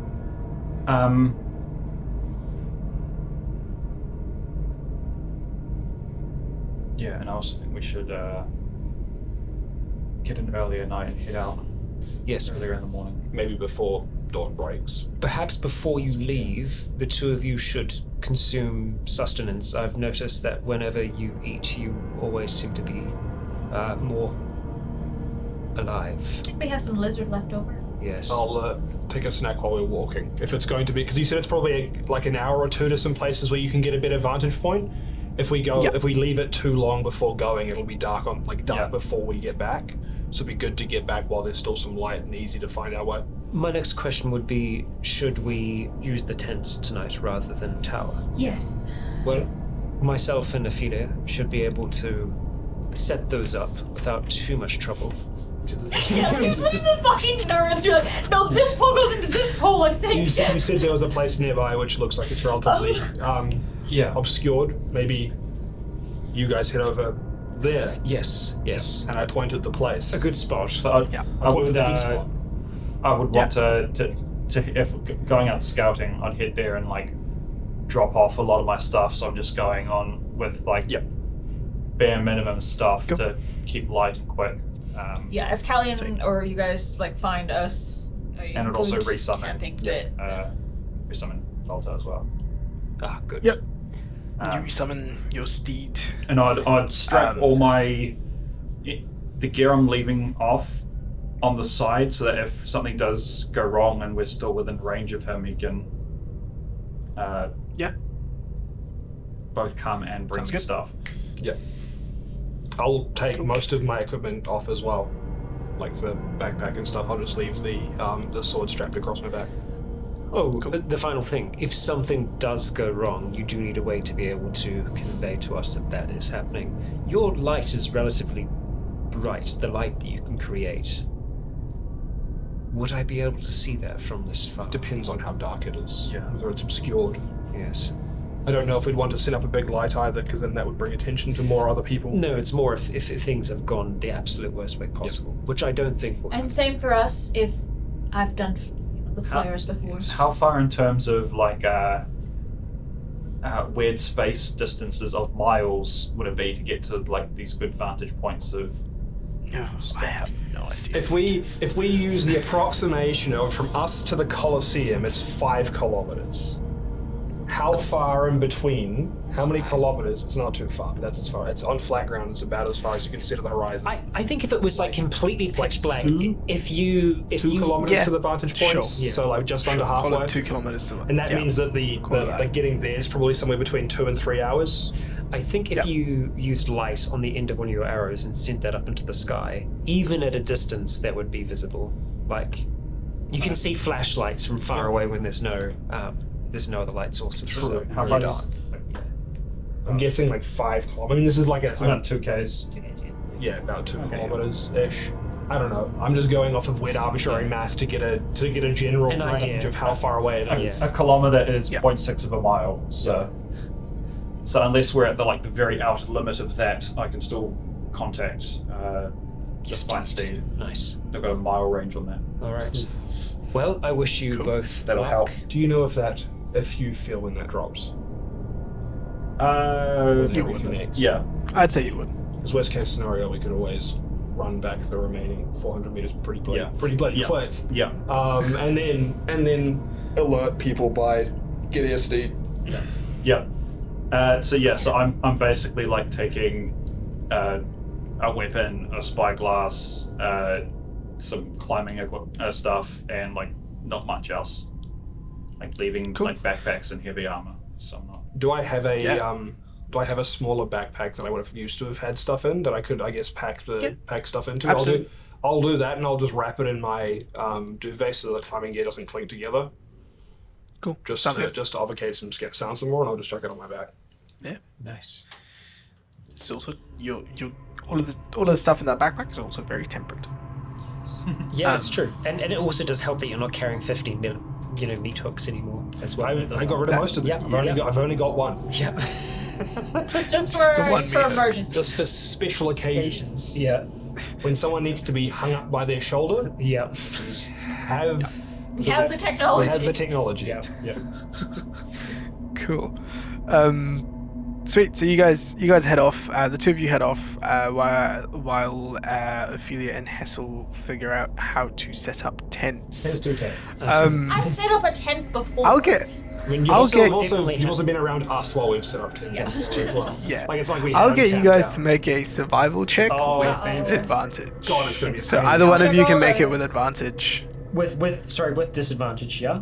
No, With advantage. advantage. Oh, One of you with advantage. One of us with okay. One of you with So advantage. what's your survival at? Who knows? I've got a +1. Hessel will give it a shot. Okay, first one's that's average. It's a 9. That's Fucking a Christ. Jesus Christ. Okay, so it's going to be a 9. So that but plus something. Wait for it. It's 11 total. Hey. 11 We'll total. figure out how you guys do when we return. When Mason off. can return. Yep. It's Because it's multiple sweet. tents, right? I'll So get we're back using and the wrong retap a few parts. pins. Yeah, I now. feel like Ophelia and Hazel have set up their own tents okay, but then not these guys as well, because it's like, this is unfamiliar, and it's just like, alright, We've- well, yours is on its side. We've just used the wrong pitching things and the wrong tent, so it's like slightly higher than it should be, and it's kind of the sides are raised up off the ground, and the guide ropes aren't in the ground yet.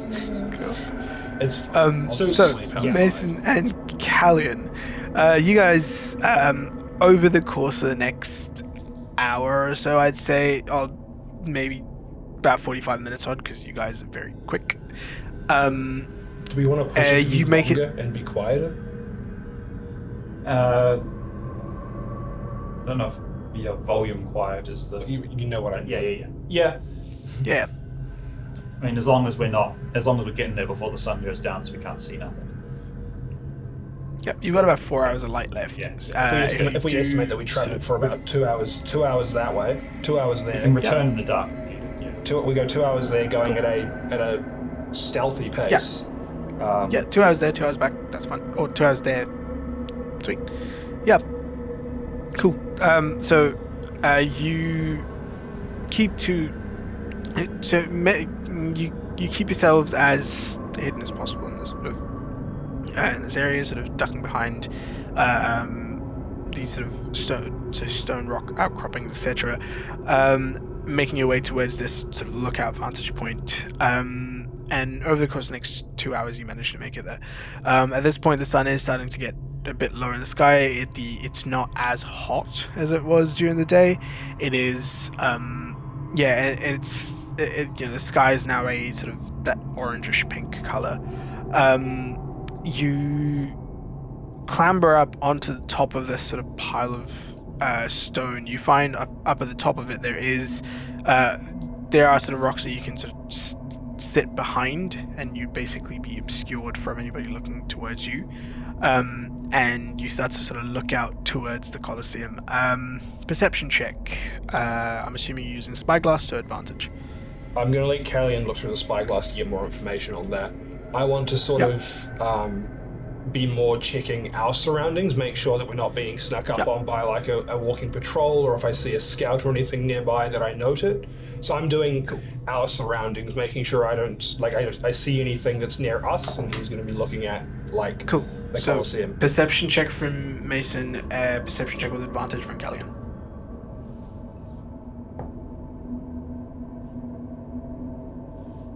It's soft winning. Nice. Cool. 21. Oh, Nice. Nice. Almost as high as I could possibly roll. Yeah. So around you guys, Mason, you don't notice any scouts or anything of that sort. There are no. So your surroundings, immediate surroundings are clear. What you notice, Callian, is that. So looking at this place, you get the sense that if they are sort of camped up here, there would be some form of activity. You start to look around, and there doesn't seem to be anyone at the sort of entrance of this Colosseum. You sort of look up around the top of it, and you don't really see anyone there. But what you do catch sort of through one of the sort of broken off sections of this is on the inside there seems to be a whole bunch of what looks to be dust kicking up. So dust and dirt sort of kicking up. Sorry? Like when we were in the desert that one time with all the... Not like sandstorm. Yeah. Not like a sandstorm? Not like a sandstorm per se, but just dust seems to be kicking up, and they're just but it just constantly seems to be kicking up. It's not just a like a waterfall of dust almost. If we sit and watch it, for a little bit, it looks like it's consistent. It doesn't look like it. It looks like it's consistent and then stopping. Yeah, it looks to be consistent. Interesting. Sand geyser. One thing creature if it seems consistent. Yeah. I can't think of any natural things happening. So if you look at it for a while, it almost seems to, so it kicks up and swirls about, and then seems to kick back up again. But again, you're only seeing a small sort of section of it, so that's sort of what you're catching from where you are. Can you see any remnants of people having been there recently? Any old fires, any newer looking tents that don't look quite so raggedy as the previous buildings? Anything like that? No. Does it look like it was recently used? Not necessarily people still there, but like we're on the following track. Not on the outside or the parts of this that you can see, because you can't really see on the inside of on the floor of the Colosseum, but where you can see nothing, but then you wouldn't expect to. The only place that you'd expect these sort of things to be seen is sort of the buildings on the outside, but then again, a more fortified position would probably be on the inside of the Colosseum. So you sort of look out there and there's nothing there, but you get this. It was a long shot anyway. Yeah, There would have to there might have been like longer. fires or like chairs and stuff left on top of the Colosseum if people were looking or stuff like that. Yeah, Kind of seemingly not. Yep. Function of another one of these orbs. Are they Maybe. defensive? Hide the camp. Possibly. If they're still there, my concern is that maybe they've gotten what they were after and camped up there beforehand, which was found out by scouts. They got what they were after and now they're moving. That was my first thought, but they that dust cloud is Odd. If it's still there in the morning, I think we can probably assume that there's a camp inside of it. Maybe.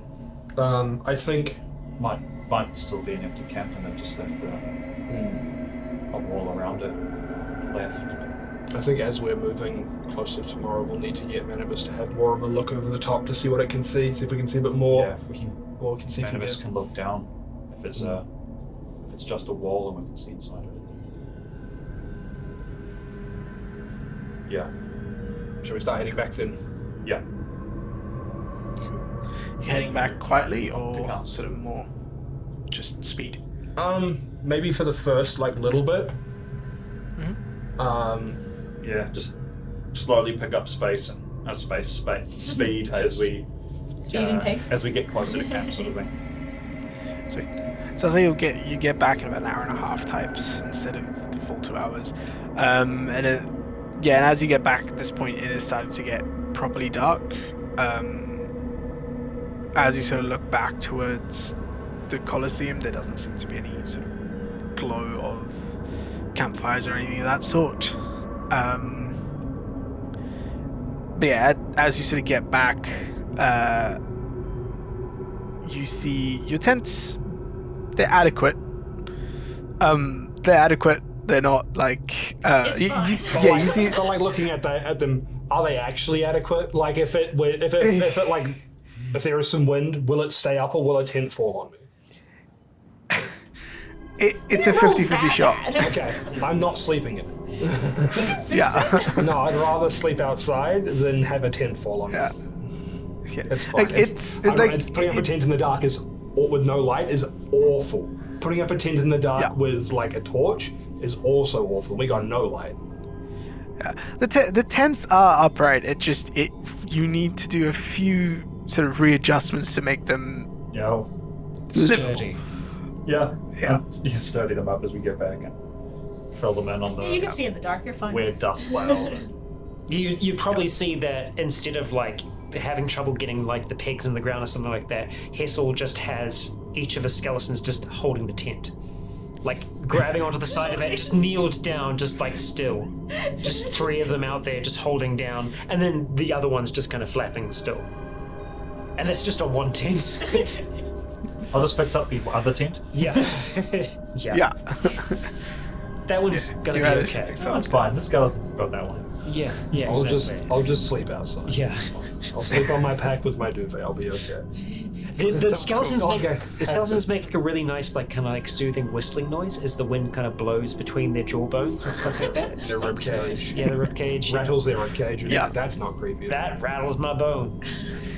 It's not like I haven't slept on the street before. Um, I've got a blanket this time. It's luxury. I feel like Ophelia's tent is pretty good. It's just that she hasn't been able to get the pegs into the ground very far. That's- and it's yeah.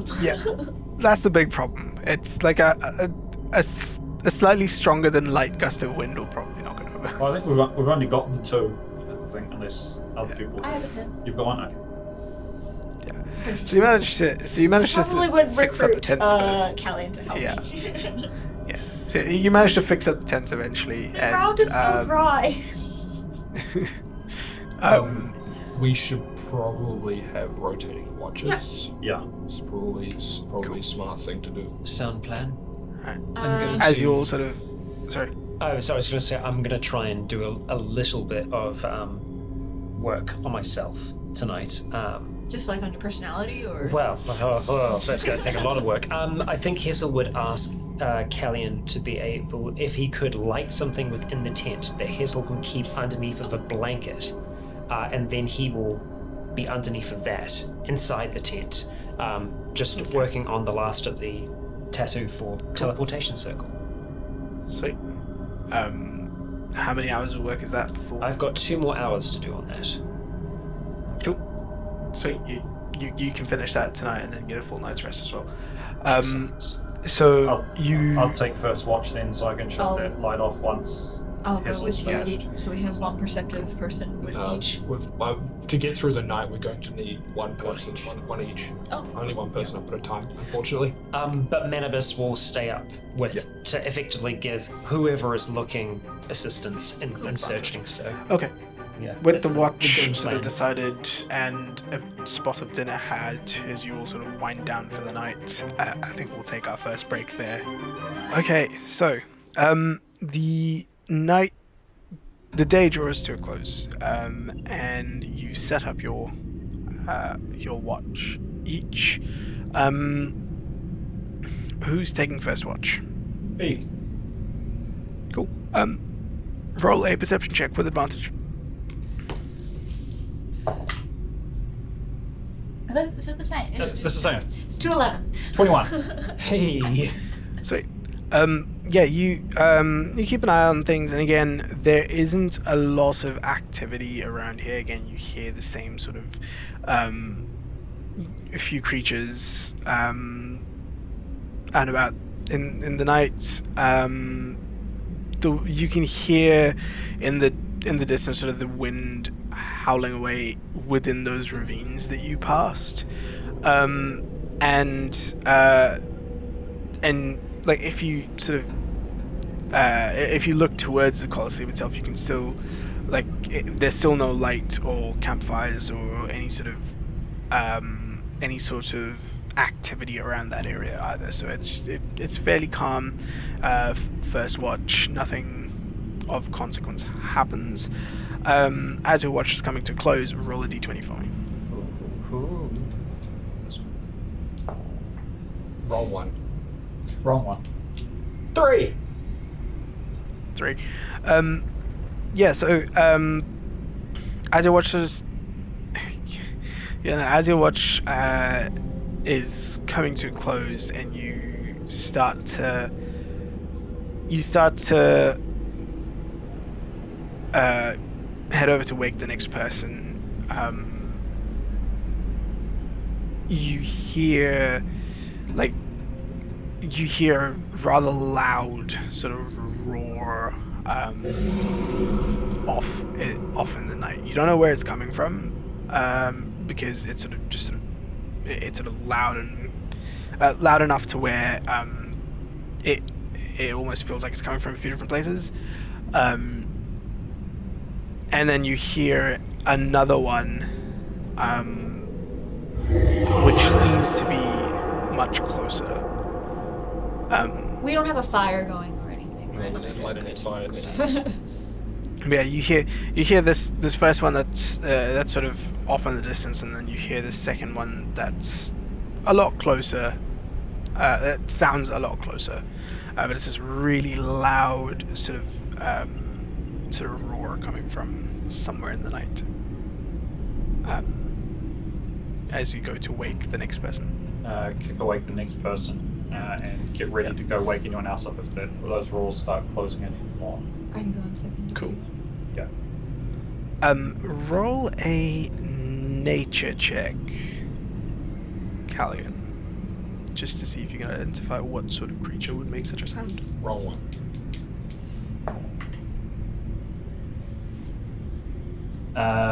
8. Told you it was, Sounds big. told you it was the wrong dice. Sounds big. Yep. Sounds like a big Yeah, thing. sounds big. I'm just gonna start. I'm awake now. Yeah, you are awake now. 100%. Can I do a nature check?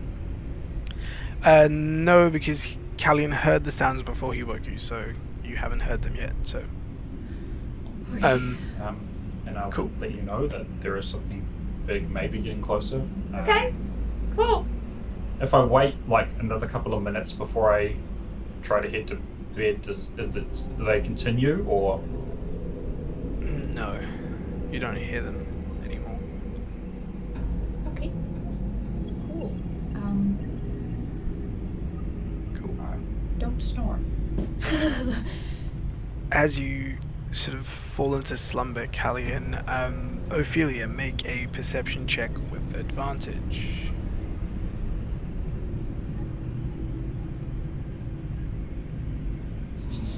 Sorry. The same.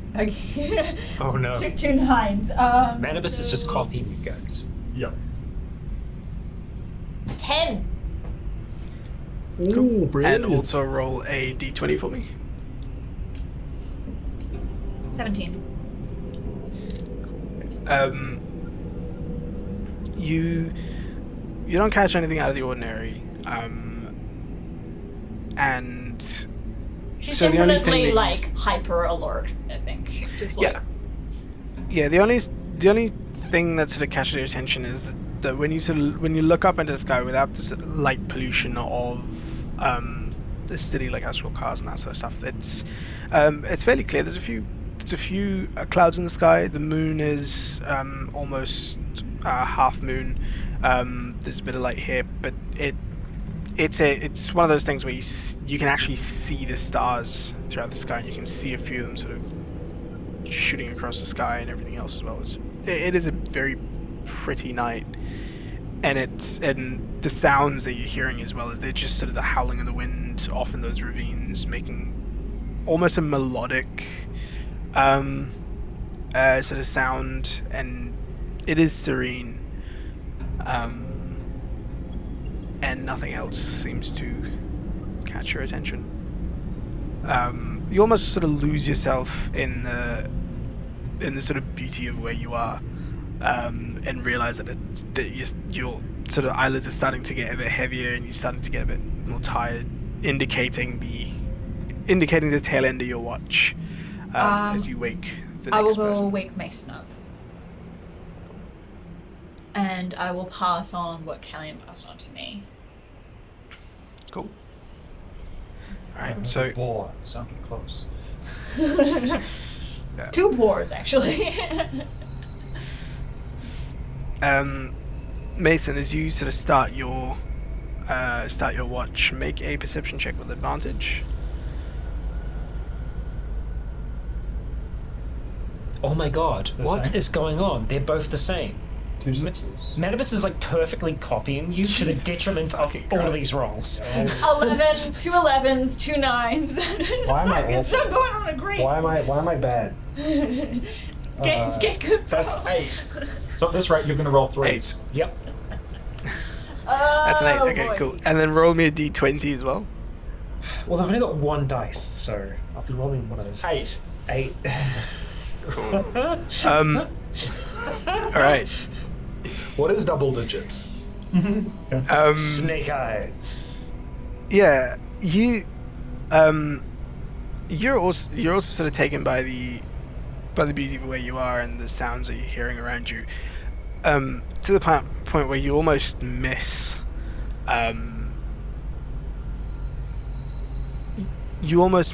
the sort of slight rumble of the ground, not like something's coming from under you kind of thing, but sort of the ground itself rumbling from something big nearby. Sorry, you it's the mi- rations. None of you use the bathroom. Yeah, it's a very, very light sort of vibration in the ground that you're feeling, and it's sort of, you feel it in a sort of almost footstep like pattern, like a Alright. something big taking large strides. We're relatively But high up, right? Yeah, like No. Oh, cool. no. Not on top of anything. There's just we're on the ground, just some like Behind some some bigger rocks rocks over, and yeah. stuff around us, like obscuring Yeah. the tents. Where would Kelly have put the spyglass when he got back in his bag? Yeah, just be strapped to the side of the bag. Alright, I'll go over and I'll pull that out and see if I can like look around Yeah. specifically for the moving thing. Yep, make a perception check with advantage. Cool. On the way over, I'm just going to pick up a rock and take note of where Hessel is. Like a stone, so that if I need to wake him quickly, I have to throw something at someone without throwing it as hard as I possibly can. At least you're not going to There is a gigantic difference. I'm just going to wake up Hessel. Yeah. He nearly killed Hessel with a spoon.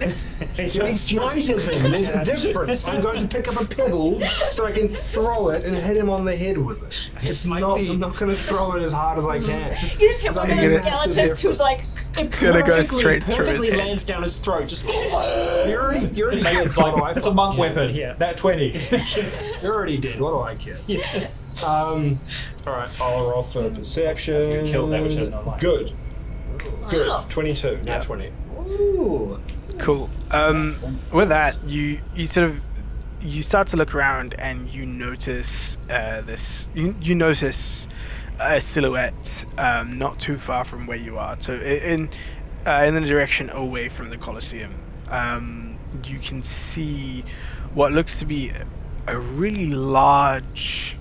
I'd say about from nose to tail, about 15, 20 feet.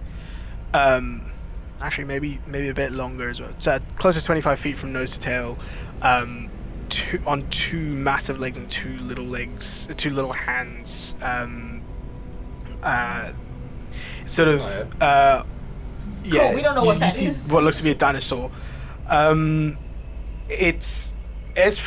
haven't seen one this big before. We haven't seen Actually, one. We haven't wait, seen you one at have. all. No, didn't Rogar turn into one? Yes, Oh, Rogar he turned into did. Yeah, he did. Yes, he he ate did. a guy. He Eh, ate a dude. that was And the start of the we've flown cannibalism over debate. them on the way to Yeah. the something. And then That we, too. so that's how, that's how Yeah, it started all the this cannibalism is talk. one of those. Yeah. This is one of those sort of big. Yeah, you get the sense this thing is one of those that's at the top of the food chain. You can see this nasty sort of row of. You see this nasty sort of row of spikes along its spine. It's massive teeth as it's and like because you're looking through spyglass, you can see sort of these red, almost bloodshot looking eyes as this thing sort of. It's still dark, looks so I wouldn't get tons of detail, but I guess it's just sort of picking out the silhouette of it a bit. Yeah. Here's an important question. Exactly. Is it covered in scales, big feathers, or tiny feathers? It's too dark to tell. Scales. We need to go interact with it to find out. But yeah, you see this massive lizard. It hasn't seemed to have noticed you yet. It's about, I'll say, 200 feet, 300 feet from you. Alright. Is it heading our direction? Not yet. I'm going to, get in a position very quietly. So that I am, I guess, between it and the rest of the camp, and I know where everyone is, so that I can wake them up quickly if needed. Cool. You And then just watch it. Yeah, you sit there and you watch it. Roll me another d20.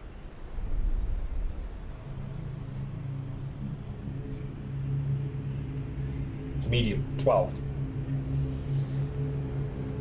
You see this thing start to it almost sort of raises its head up towards the sky. You see its sort of nostrils flare a bit as it sort of breathes something in. Also almost like sniffs the air a little bit. And you see it start to move it moves sort of not away from you, but again not coming towards you either, sort of on a parallel from you, and sort of starts to sort of walk off into that direction slowly. But it is being slow. It's not seemingly in a rush at all. It's meandering. Yeah, How very much far so. into my watch does this occur? About halfway through. Okay, so it's still Your got a bit of watch. time. Got still a bit of time, yeah. I'll still keep an eye on everything else, but I want to, track where that is, so that like at any point in time I know where that beast is, but I will still be mainly looking out at the rest of everything else. So Cool. You keep an eye on everything else. and then every now and then check back at it to check on its progress. Yeah. You check back on it to check its progress. It sort of meanders off for a little while, and then sort of you see like this sort of, and another one of those sort of outcroppings of rock, those almost stacked looking rocks. It sort of walks up to it, and you see it sort of just brush up against it, almost sort of scratching the side of its head, and then you see it just slowly sort of settle itself down against it, still well within view. It's now around about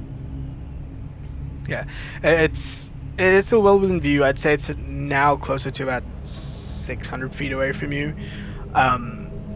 but it is still there. It seems to settle down in that spot, and you see it sort of slowly fall asleep. Just looking for a place to sleep. Yeah. We're not from midnight now. I'll wait for the end of my watch. I will wake Hessel up. Once I wake Hessel up, I will I'll give him the quiet, and I'll lead him over to where I was sitting watching it, and then with the spyglass I'll point out like what's lying down there.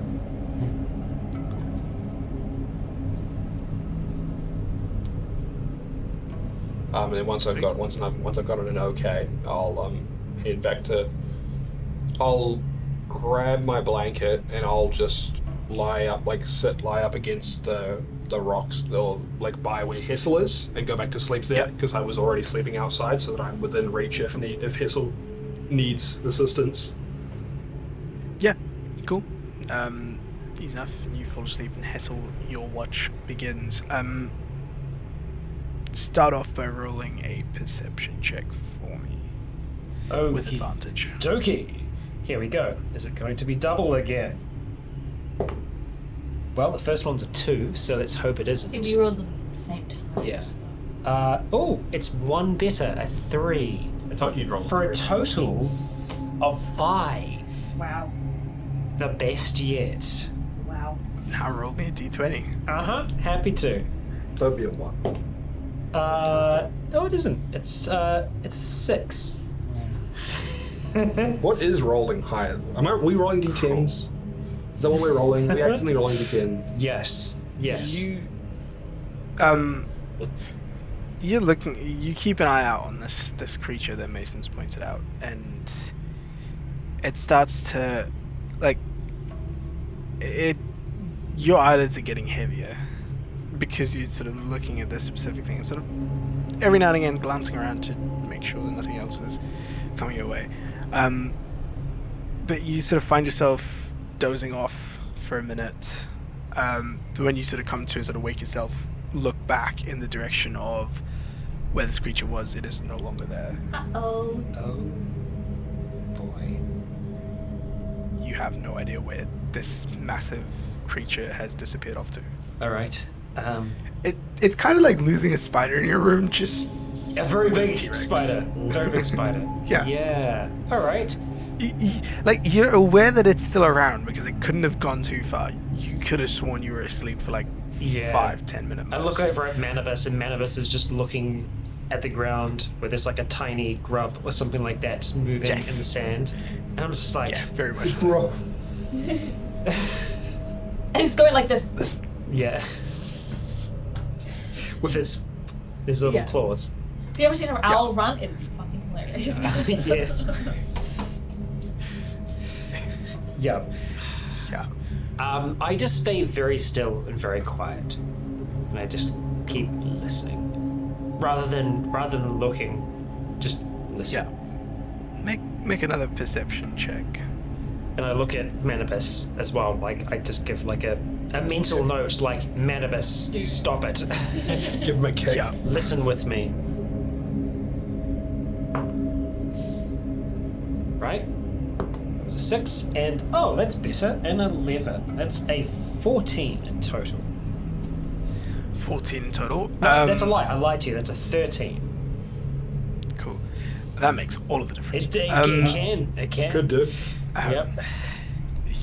You wouldn't notice it before, but now it's the T-Rex is falling right on top of you. Of You see the course. shadow growing. Yeah. What is your D&D party around here?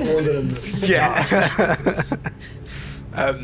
You thought it was a T-Rex. It is a Tarrasque. Of course. Falling Tarrasques. Anyway, you start to listen out for this, and sort of before you hear anything, you sort of feel the ground sort of vibrate or rumble a bit more, and you're starting to look you first look back in the direction that this creature was, and then sort of start to look around. This creature is, and you finally spot it. This creature is it's quite a bit closer now, to the point where originally it was about 600 odd feet away. It is now about 150 feet away from you.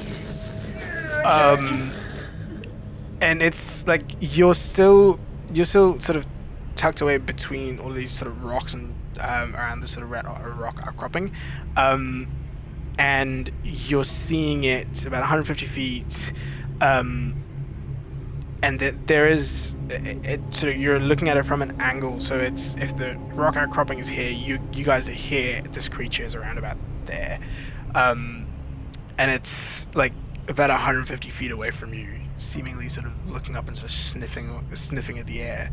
I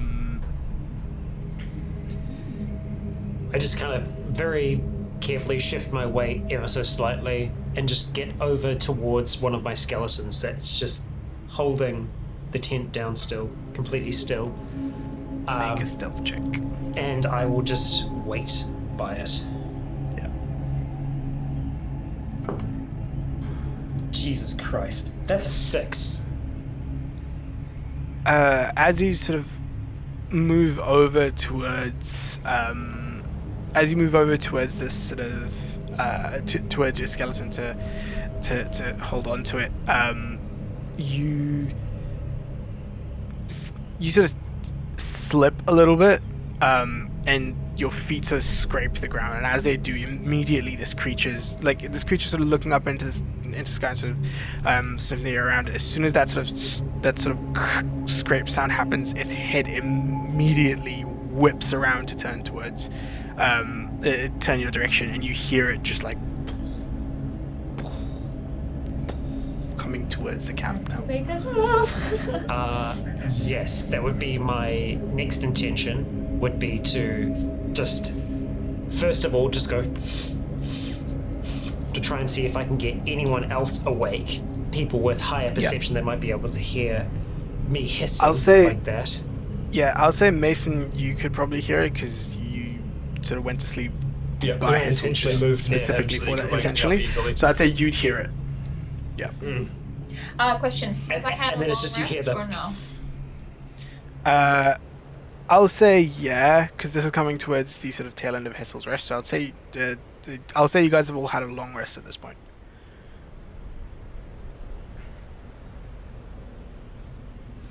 Because we might have to If it use means stuff. anything we use now. Yeah. Stays used. Oh, true. Yeah. Yeah. Yep. I'll just Sorry, I had sort of some grunt. ideas. I'll just sort of grunt up at Hessel.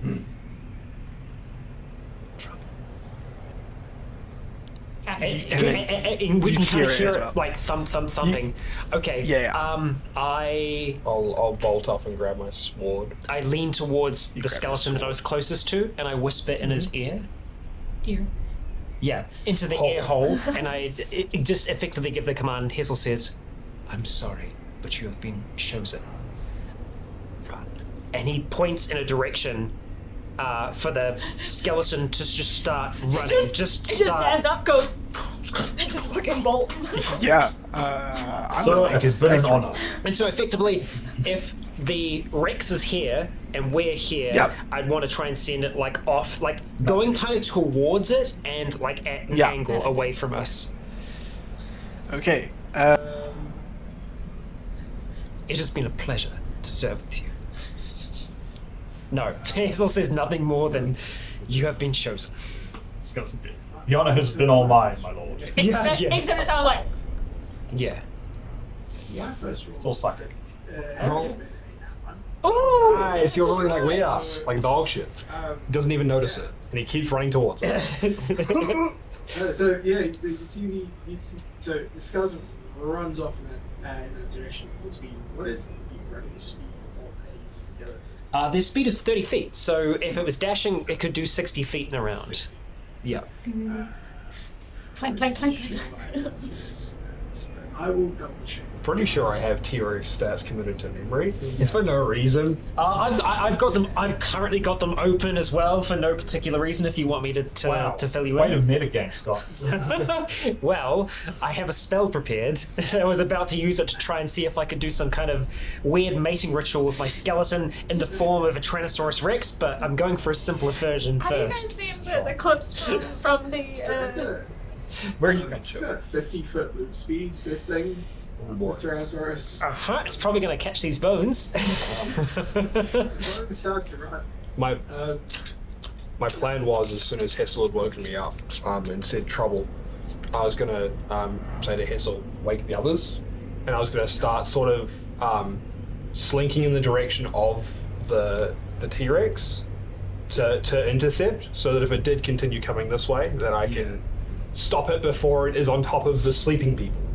But slinking is like crouch running, right? Yeah, like sort of like moving. I don't want it to know that I'm there, but I want, if it is going to pass me, I want to intercede. That's the plan. Easy enough. You're just leopard crawling the whole way. I mean, I can move almost at 30 feet around while Prone.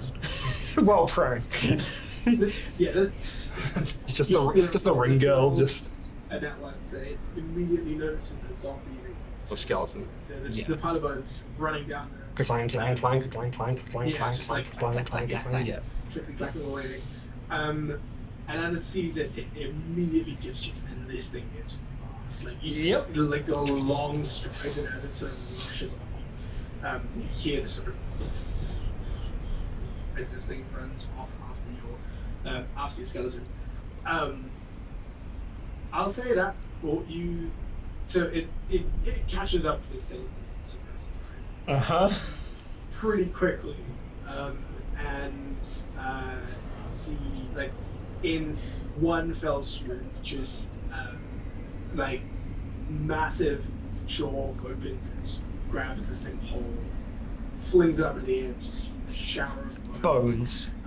Yeah, a shower of bones, and you hear the sickening crunch of jaws just crunching through the bones, just like. There's no meat in this.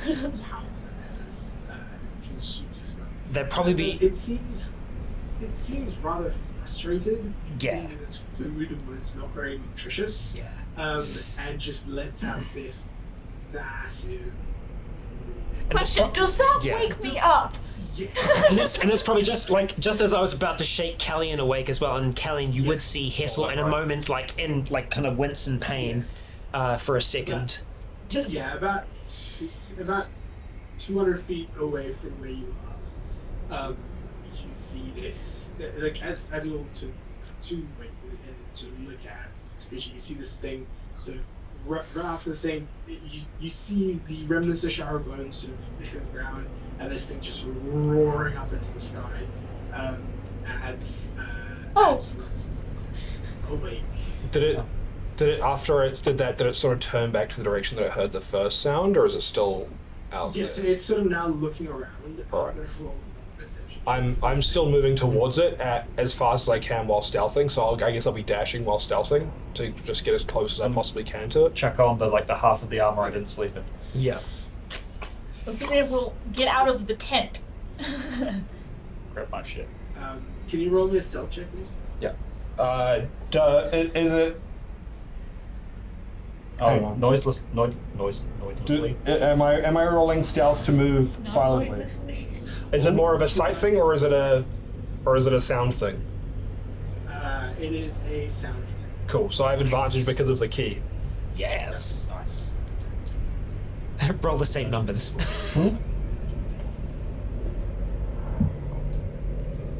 Whoops. Oh my god. Oh my god! What's the point of advantage? It's not the same number, but they're not good. Let me see what that totals to. Uh-oh. We're just gonna see Mason go boom, boom, boom up into the With air. advantage, Yeah. it's a 9.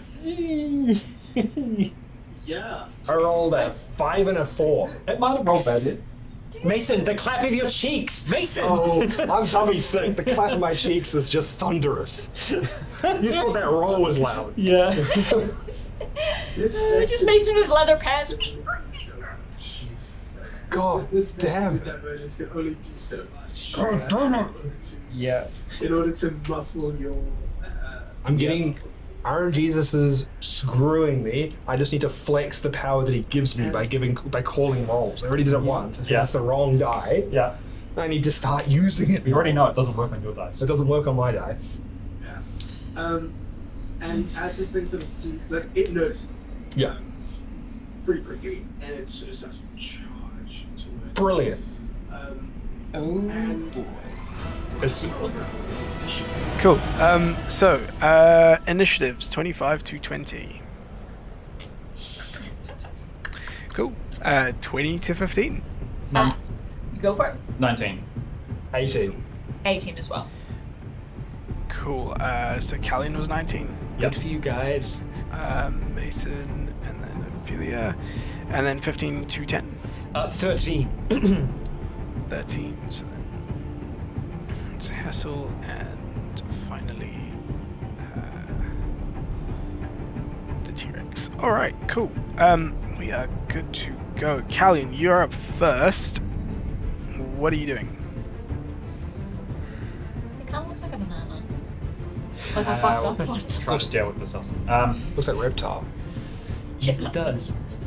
It does. Yeah, it does look like Reptile. Would I'm trying to think of based on where you've said the camp is, I would assume that my steed would probably be like behind or to the side of Ophelia, or like near where there's rocks, like on the yeah. opposite side. Yeah, I'd say it'd be somewhere in there, yeah. Cool. Then I want to jump on him. Cool. Use half my movement to climb on. Yep. So you go 5, 10. So you go 10 feet there. Yep, 10 feet to your steed. Then half your movement to jump onto him. Yeah. Okay, cool. Then I will. Are there mountains in this? There are. Well, there aren't. Like, you have to have your mini set up with a mount. And you can morph between your. We can use our normal one and imaginations. the mounted one. I had a look. Hero Forge does not have enough have enough mount options to make anything that's not just a horse. It's a weird fox Theatre of thing. mind. I'm going to use my action to cast Long Strider on myself, which will also cast it on my horse. Yep. Of course. And then he's going to double move to try and get up on or behind the T-Rex as it heads for Mason. So, just. What's this movement speed going to be? 60. 60 will get you. So it can go 120? Yes, it can go Basically 120 with the double move. Okay, sweet. So that's fine. That'll just.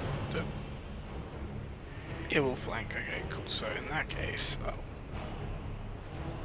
you go. That'll be the full extent of everything. Actually, can I, as I'm going halfway through, so like in the middle of that, use my bonus action for Mantle of Inspiration? Yeah, that's cool. So,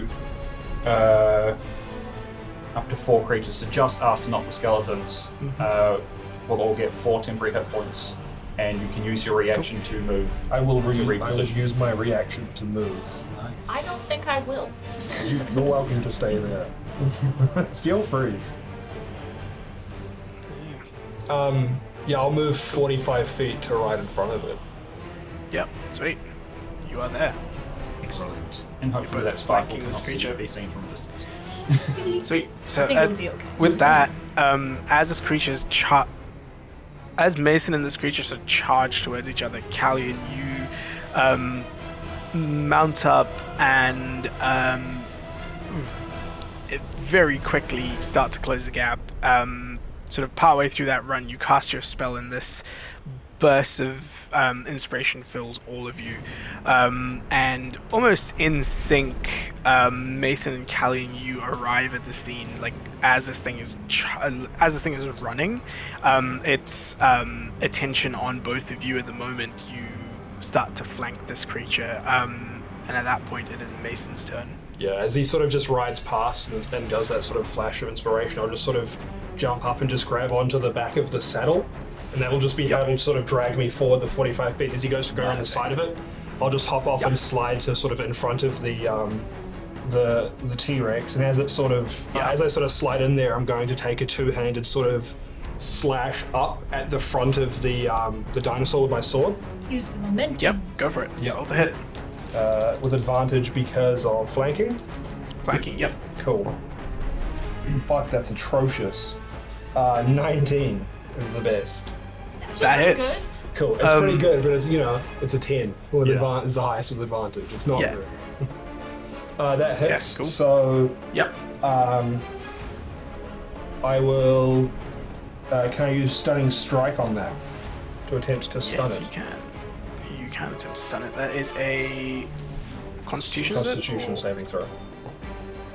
Constitution save. 23. It saves. I don't even need to check, but it saves. Yep. So I do 7 points of damage with my sword. Cool. 7 points of damage. Yep. Yep. And it is not stunned somehow. Yep.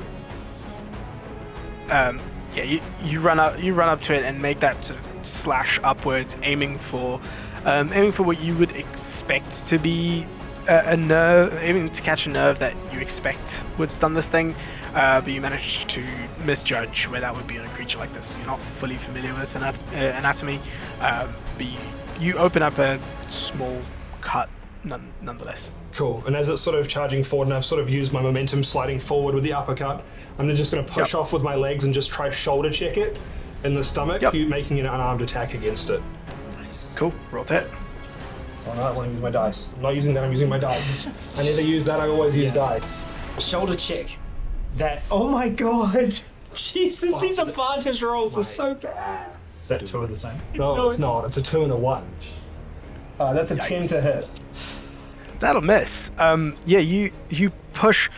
Yeah, you push off the ground and sort of slam your shoulder into this thing, sort of chest region. Yeah, you slam your shoulder into this thing's chest region, and this thing is bigger and sort of denser than you imagined it to be, and you basically just bounce off it. That's fine. Making the attack is all that I needed to do for what I wanted to achieve with that action. Cool. What I am going to do is I am then going to use my bonus action to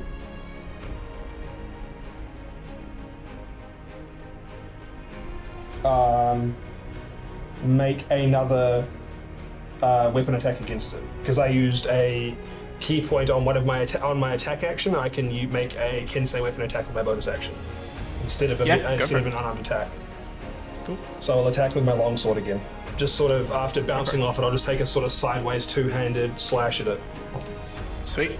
Better. That's 26. That'll hit.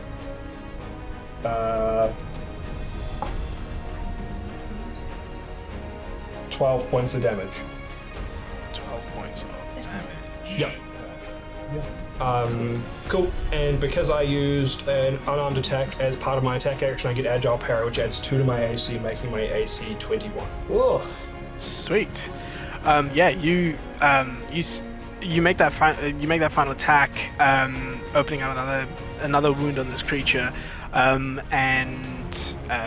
as you finish that attack, you take your sort of more defensive stance, anticipating an attack from this thing. With that, Ophelia, you're up. You've just seen Mason and Callian effectively teleport into this thing's range, and make a few attacks. You're up. What are you doing? So I think I'm trying to figure out if I am in line. It's kind of hard to tell with the way that we're placed. I can tell you. Yeah, could you put a line up towards me from the... Is it straight through? Okay. Is it straight through to the beside Mason? What if she's... can Ophelia hit the beast and not Hit. Mason or Callian? If it's a 5 foot... Is there any way? I mean, I guess I could hit its face. Yeah, you can. So you can go this way if it's a 5 foot space. Yeah, you could do that. Fantastic. So... Unfortunately, you could always go through me, but Callian's on the other side. I'm not gonna try. I'm not gonna risk that. Ophelia's gonna. I'd say in order to hit that line, you'd have to make a step this way, but that's fine. That's okay. I'm okay with that. Just adjust slightly. Yeah. Just takes a little shuffle to the side, and then using my Mana Stone staff, which I haven't actually used before, which has 3 charges in it, so I have enough for a 3rd level spell.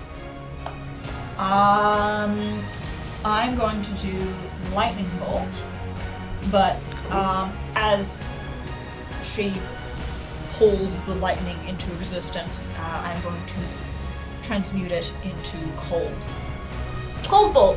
Into cold? Yes, ice. Ice laser. Ice, baby. Sweet. Transmuted Ice to laser. Sweet, yeah, fire off that ice laser. Because it's not gonna make any light or noise. Yeah, you coalesce your lightning at the tip of your Mana Stone staff. It sort of arcs and crackles, and you see the light coming off it. And as the lightning sort of sparks off it, and you shoot it, you almost see as the light leaves the head of your staff, it almost sort of freezes, almost like frozen lightning, as it shoots through that space in a flash. So make a dexterity saving throw. Dexterity saving throw coming what's up. the range on it? It's 120 120 feet. Oh, 100 foot. 100 foot? Is that within 100 It foot? is. I think it's 70 feet away from That me. is, yeah, 70 feet away from me. I figured it was. So that's just the way you moved a it. 16. That fails. Nice. So that is Cool, gonna be you- 8. Its attention seems to be on Mason and Callian, and it doesn't seem to be able to get its heavy weight away from you, away from this attack of yours, and you fire away. Roll to hit. Roll damage.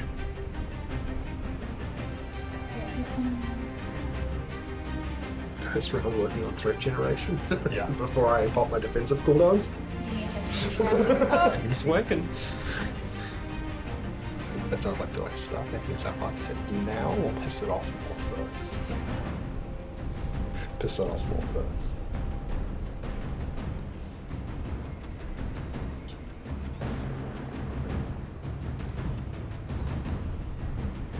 Uh, 32 damage Nice. of 32 cold. damage. This Nice. thing hurts a lot. I love how when you drop it, it rumbles. It rumbles, yeah. So.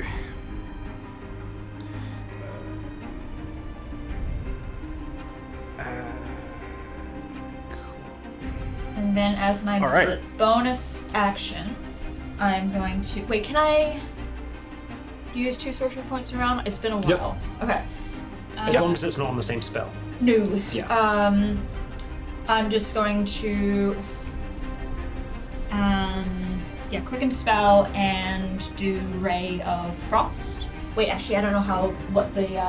that's only 60 feet, so it probably wouldn't hit. You're at 70 feet away. Can you tell me how much distance there is between me and the big boy? 70 to 75 yeah. feet. I'm pretty sure it's 75 feet, but... I could do can Firebolt, but that's fire. You'd have to transmute it. So Yeah. You couldn't quicken Yeah, it, it's about since we were 70 unfortunate. feet. So you'd need to move 10 feet forwards, so off the edge. Yeah. I will stay where I am and just leave it at that. Cool. All right, that's your turn. You fire off this thing. you fire off this cold bolt of frozen lightning, which seems to open up a gash on its all along its side, like the front, its sort of shoulder, as well as its sort of where its back leg connects to its body, and immediately freeze it at the same time. The creature roars in pain, and with that, it is Hessel's turn. As Hessel gets ready to cast a spell with his bonus action, his cloak that he's wearing billows slightly as he starts to try and coalesce energy. Good bonus action usage. Quality action economy.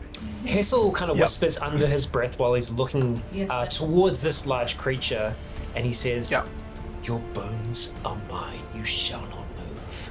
And I'm going to cast Hold Monster. Hold Monster? What's the range on Hold Monster? 90 feet. Oh, baby. That's enough. And Hessel Really likes reaches this out that is towards definitely the skeletal structure of this thing, and as his mind and his arms flex, and the bone crown underneath his big hat just kind of cracks, nice. he attempts to take hold of this thing. Yeah, how smart is Yeah. What's it rolling? Con It's save? Wisdom wisdom save? save. Wisdom. How wise is a T-Rex? It's pretty perceptive. That is a 12. A 12 fails. This creature is paralyzed. Ooh. Its skeletal structure, now under the command of Hessel, he holds it in place. Yeah. Fuck yeah, dude. Just bleeding out the nose slightly as he does. Yeah. It's as its sort of head is sort of shot up into the sky as it's making this loud roar, you cast your spell and its bones move into place. And as they do, this thing is just sort of stuck in this sort of almost majestic looking roar up into the sky. And that's your turn. And then Hessel just says, shh, because he doesn't want it roaring. So, he's going to try and hold it in place. And he's going to stay there. That's me. It's its turn. So hopefully... Your skeletons? They have no command right now. They're just standing firm. Cool. It is now this creature's turn, so its turn is wasted because it is paralyzed. It can doesn't make a get save. Yeah, cool. It can attempt At the end of its turn? at the end of its turn. Nice. Yeah, so at the end of its turn, that's an 18 plus 1, 19. 19 is the DC. God damn it! Okay, we skipped its turn. Yeah, that's true. That's true. Yeah. Save damage. Irrespectively, you've skipped And- its turn, which saves the damage, which saves Yeah. the life. It's like So as it's sort of stuck in this thing, you see its muscles start to flex and almost like sort of force its bones to move, and it just, you feel it fighting your command. You feel the sort of your nosebleeds start to get a bit worse, and this creature's might overpower. Look, its might overpowers your will Some big bones. as it breaks through. As it breaks through from the effects of your spell. Callion, you're up. Alright. Hamstring. Flash the dents. Tag team with a mount. Cool. Since he's no longer stunned, I will not wheel away to charge. Volto will make a ram attack with horns, Cool. which is probably not going to hit. That's a 14. 14 hits. 14 hits. He's a big boy. He really had to fucking roll that load in this. What the hell? Thing doesn't have a lot of AC. It's a hit point sponge. For 6 bludgeoning damage. 6 bludgeoning damage. Yep. And I will slash it up with a sword. Sweet. Go for it. We're going down the bladed scimitar. Yeah. Yeah, scimitar. Ooh. Those are no. Ooh. Those are neck rolls. Yeah. First attack is 13. Yep. Does that hit? 13 just hits. That's it. It's not Nick rolls. That's the Because it's hitting difference is that it hit. Second attack is more. And bonus Sweet. action That's it. attack is a nat 20. Oh, shoot. Nice. Get fucking red. Here comes a smite. So that is. We're eating good tonight, bro. Oh, God. First, I can Meat's back on the menu. roll both of those. Oh, that's better. So that's 10 damage on the first.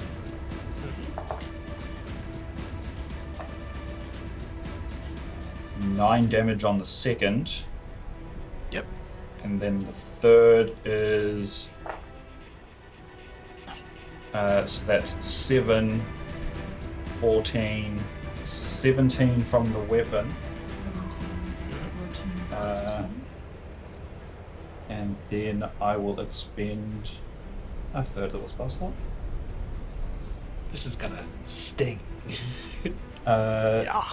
So that is. Oh, it's been so long since I've had to use a smite. 48? So 48. Extra 1 against, yeah, so 48. D8s. Those are d6s, not d8s. I just need 1 d8. Go. Don't want to borrow my dice. Crazy.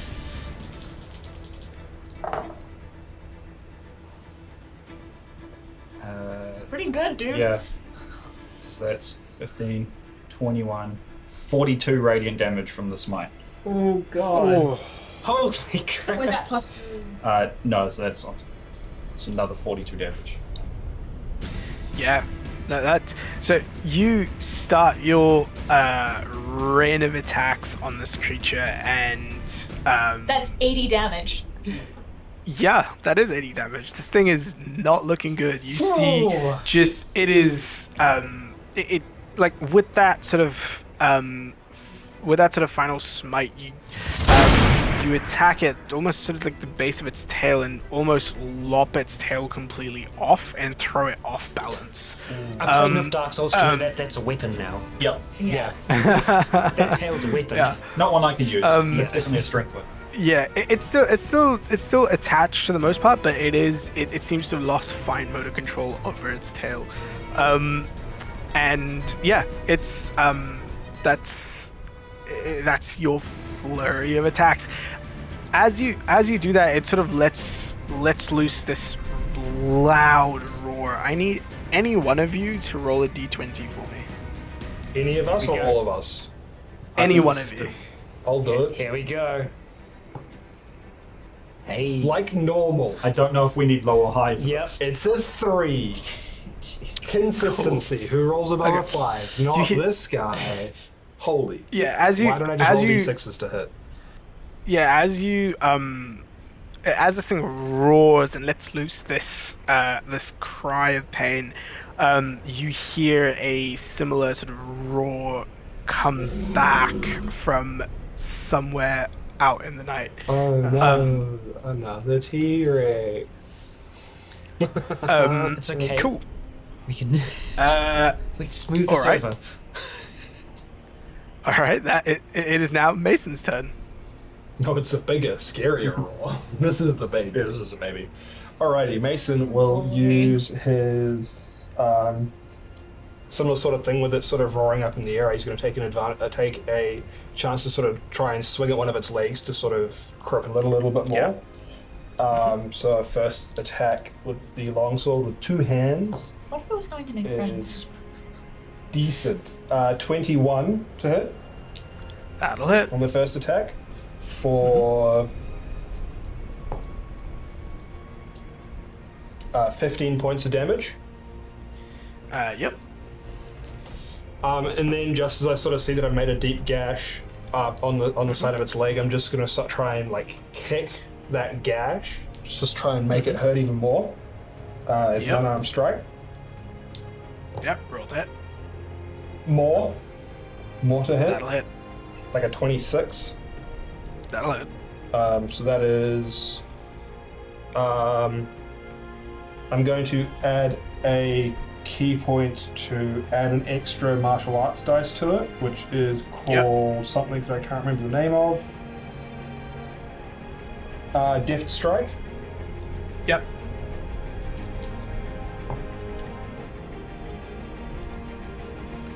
So that is 13 points of damage. How do you want to do this?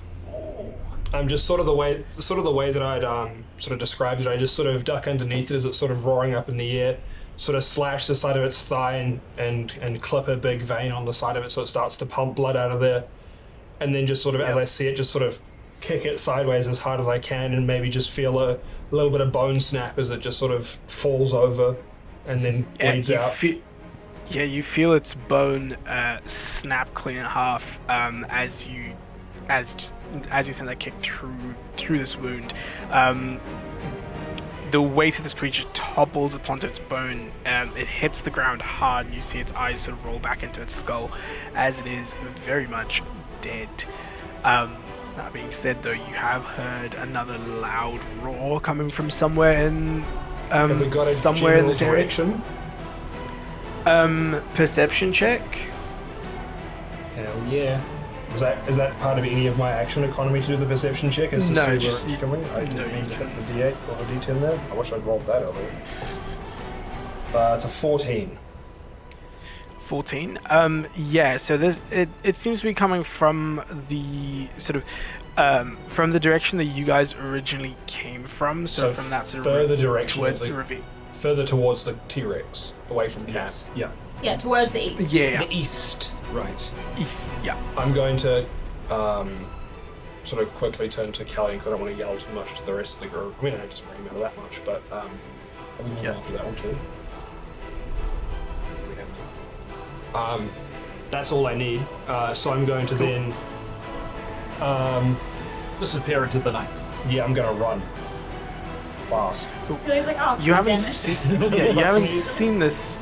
You haven't seen this other creature yet. No, but you've if only I- heard it. No, but if I've established that it's in that direction, and I sort of knew how far away Helen was in the roll before, I don't. Cool. It's going to come to here. We're going to stop and break down the tents. Like it'll be here on the time. I'd rather go and meet it. Or we could fight it on our own. None of this is our own turf. Sweet. So, so you start to head off in that direction. So you're gonna say you're gonna use your entire movement. Yeah. I'm not sure how far Kellyan's going to go.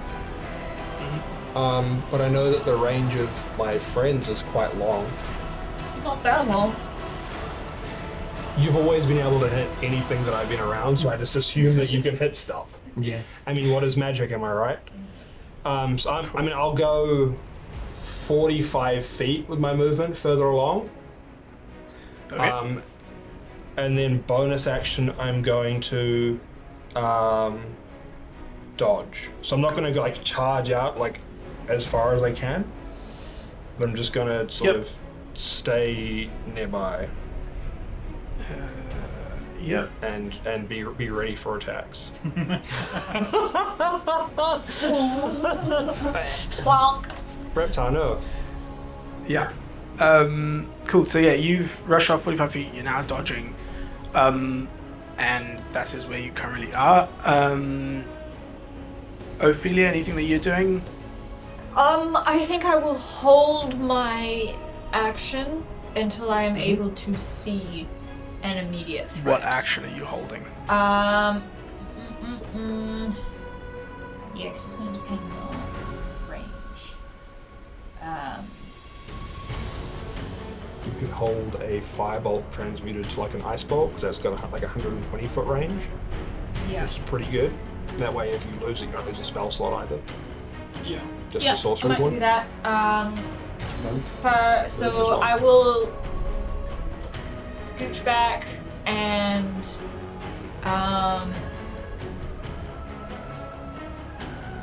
I could just start. No, I'll just hold a transmuted firebolt. Cool. You hold a transmuted firebolt. Hessel, are you doing anything? Yes, so Hessel is going to take the bag of holding, turn it inside out, a few things drop down onto the ground. He's going to look at his skeletons and say, arm yourselves, if you see another one of those, shoot at it. And the arm yourselves is the bows that have dropped out. So they're going to be grabbing longbows each. Sweet. And getting ready to strike anything that comes within 120 feet of where we are currently. Same for me, 120. Yeah. All right. Okay. Someone roll me a d20. I got it. It is a 10. A 10. Okay. You hear that. So you. At this point, everything's gone sort of still. You're listening out and keeping your ears peeled, sort of looking around as well, trying to see if you can figure out where this creature, where this other roar came from, and everything seems still for a bit. Mason, seeing as you're all the way up there, you start to sort of scan the horizon a bit, and you hear another roar, almost sort of like a call, to see if this creature responds. It seemingly waits for a few moments, and then you hear another roar, this time sort of further away. This creature seemingly is moving away from where you guys are now. I'm just gonna sort of wait where I am. Yeah. And then just like wait and confirm if I hear it again that it's moving further away, and if I start hearing it that it is continuing to move further away, that's when I'll sort of loop back around to the group, I guess, or just turn back and start heading back. Yeah. You give it a few moments and you don't hear another roar again, but if you're scanning the horizon, or Callian, if you pull out your spyglass and start to look around. Does it have a spyglass? No, I do not.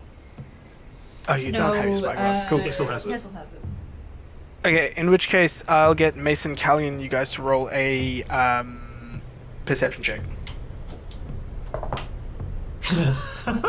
God, man. 30.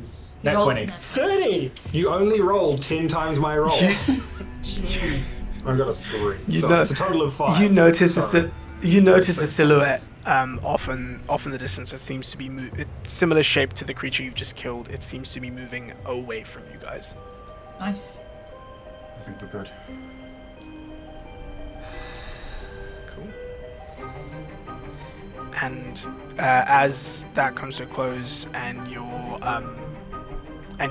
sort of calm descends upon the camp again, I think we'll take our second break there. You now stand here. Sort of, it's effectively a crack of dawn, and this fallen T-Rex lays in front of you, and I'll say at this point you've completed your long rest, so you can choose to pick up from here, or you can choose to go back and get a couple more hours of sleep. Up to you. I think we're very awake now. I might do the rest thing just so that I can potentially use an arcane recovery. Just to wind up. Yeah. Yes. That's So fine. Hessel, I think, would probably go back and just make sure that his Rest up skeletons for are an hour. properly equipped and all the rest, and just kind of short rest it out, get that spell slot back, and then be ready for the day. Cool. I'm guessing Callian and Mason make their way back. Yeah. I'll use the Pearl of Power on the way back to get back the spell slot I used for Smite. But I Yep. also want to stop, and because this is our first proper chance to see one of these up close and actually look over this creature, get a good look, see if we just accidentally lucked into it, or if it seems like there was, maybe if it was, King Hedge. Yeah. I mean, hard to tell with a corpse, but Yeah. Roll a survival check, I'll say. Does it seem like livestock No. or? Yeah. Nature is more sort of to For me- identify what the creature is. Survival is more tracking. Sure. I'm just going to head back to the camp and start eating a breakfast and stuff like that to take a short rest as well. So sounds good. it's almost so good. Just want to get my. But instead it's an 11. Yeah. It's big. It just seems like you sort of chanced upon this, or you caught its attention while it was out in the wild. It does not seem domesticated in any way. Hey, Yeah, Callian. it'd just be like a in terms of knowing creatures as well, of getting to actually see this thing and see what its what it's got now. It's not Yeah. trying to eat us, and in terms of Yeah. teeth and sharp claws and Yeah, so, So many it does teeth. seem. Yeah, you get the sense primarily this thing is its primary hunting tool is its jaws, like razor sharp teeth, massive, like to the point where like you could potentially fashion a dagger out of its teeth, kind of thing. As a secondary, like its claws aren't like the front claws aren't very useful, tiny little hands. But it's sort of the legs that it stood on, very muscular, very powerful, and those claws, those could potentially be used as some sort of a resource in some kind of crafting. The other element of this thing is that it's probably secondary sort of weapon of choice would be its tail. Seemingly has control over like being able to swing it around, and because it's just all muscle, you get the sense getting smacked around by it would be very painful. Question: when we were in the town and everything, did it seem like T-Rex meat or T-Rex in general was a common thing or more of a rare thing? In terms of like people were eating it all the time, or like not so much. It would be a rarer thing, just because, and you know this because you were told that the further out you go from Ashwell cars, the more dangerous the creatures get. And like while you were in the sort of initial sort of first couple of areas, just heading through out into this area, into the hunting grounds, the creatures there were much smaller. You notice a few hunting parties heading out and that sort of thing, but out here it's been quite empty in the sense that there's not been too many hunting parties out hunting for these sort of things. I'm trying to remember. I can't remember if this is just because it's a trope or because we actually saw something like this in terms of like hunting bounties for pieces. I know we've seen some of those through like thieves guilds and stuff. I can't remember if we've seen anything actually in Azrael. We did. No. We did. We didn't go and investigate. There was a hunting guild in which you could do it, but you had to be a member to be able to bring stuff back. So there wasn't anything that we could do, but we were I'm pretty sure that, if we bring back some bits, we could potentially sell them. Even a choice cut, like a boy. Or a heart. Yeah. That would be something to do. That'd be pretty fucking on the big, way back. but- Yeah. If we are on the way back, if we don't butcher it now and find a way to do something with the meat, Something's get out of gonna the eat heat. No, something will eat it, yes, but also it will just go bad because it's out in the very hot and it will go bad very quickly in a matter of hours if we don't. If we put it in the bag of holding, though. We'd have to chop it out. Oh yeah, but we could maybe get a couple of the teeth. Yeah. I mean, we're Depends whether we want resting at the moment, so you guys pretty much have an hour. Callie, do you wanna help? Do you wanna chop some T-Rex up with me? Dinosaur dental work. Dental work. Yeah. Yeah, we could do, yeah. Some of like the big ones or something. Yep. Roll a survival check. Will he get advantage because I'm helping him? You would. Yes. I'm like pulling back the Yeah. Holding the gun back. holding the gun back like It's 24. Oh! Yeah. You managed to extract. It's just like a regular Right. beast, but bigger. Same principle. I'm just imagining. Yeah, Ophelia's like you're able to- standing on his yeah. head, holding the gums back while Callian's Yeah, like. you've done this before. You've skin gathered resources from animals before. This is just doing it on a much larger scale. So you sort of over that hour that Mason and Hessel are resting up, you managed to get most of this thing's teeth out. So if you want, you have I don't know how many teeth T-Rex have, so I'm just gonna say they've got about 45. So you've got 45 T-Rex teeth in pristine condition. Could you imagine giving them as gifts to all of the kids from the borough that are now in Thompson? They would stab each other with. Here you go, T-Rex They teeth. would literally. I would, because, yeah. Like, I would Yeah, because it seems like this thing wasn't out to attack us. It was just out. We're like in the middle of its hunting grounds, so that there'd be like some amount of like Respect. Remorse. yeah, like we're giving respect and giving it thanks and for the the sort of the hunting routine. A hunting routine would go into sort of part of it.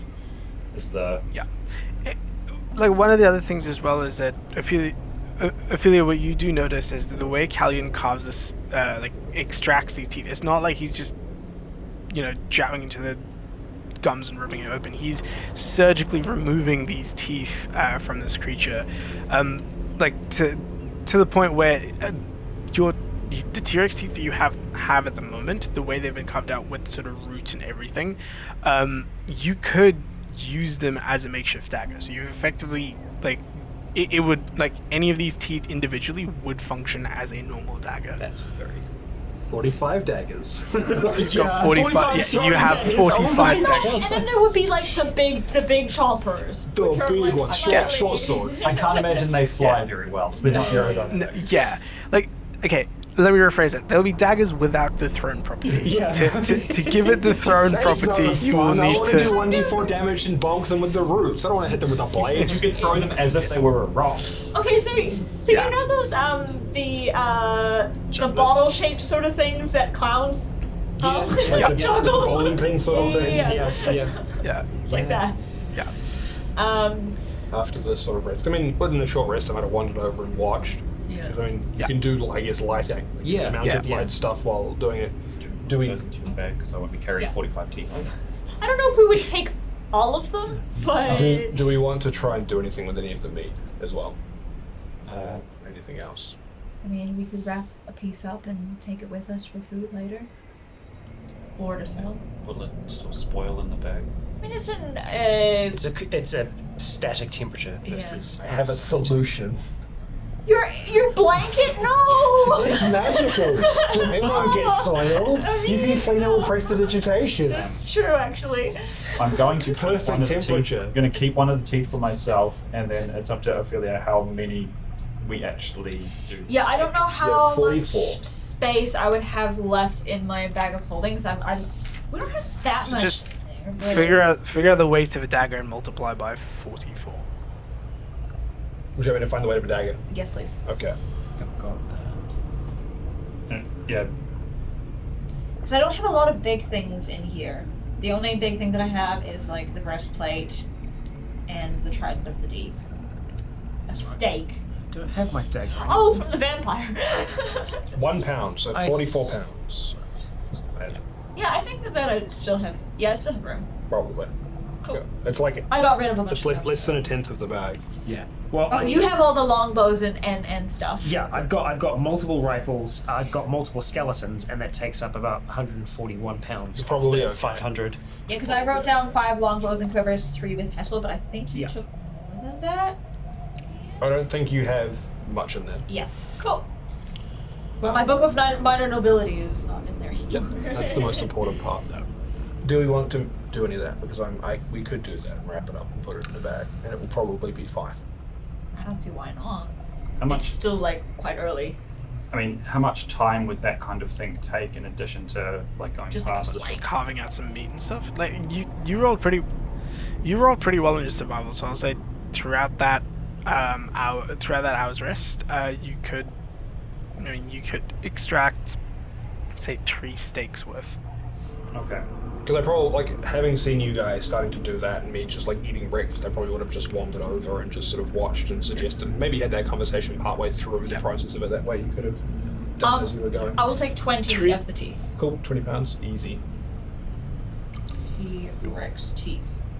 Maybe keep a tally of the weights of stuff next to it so you get an idea of how much space you've got. And if you want to cheat, D&D Beyond calculates it all. That too. But yeah. In terms of taking out the stakes,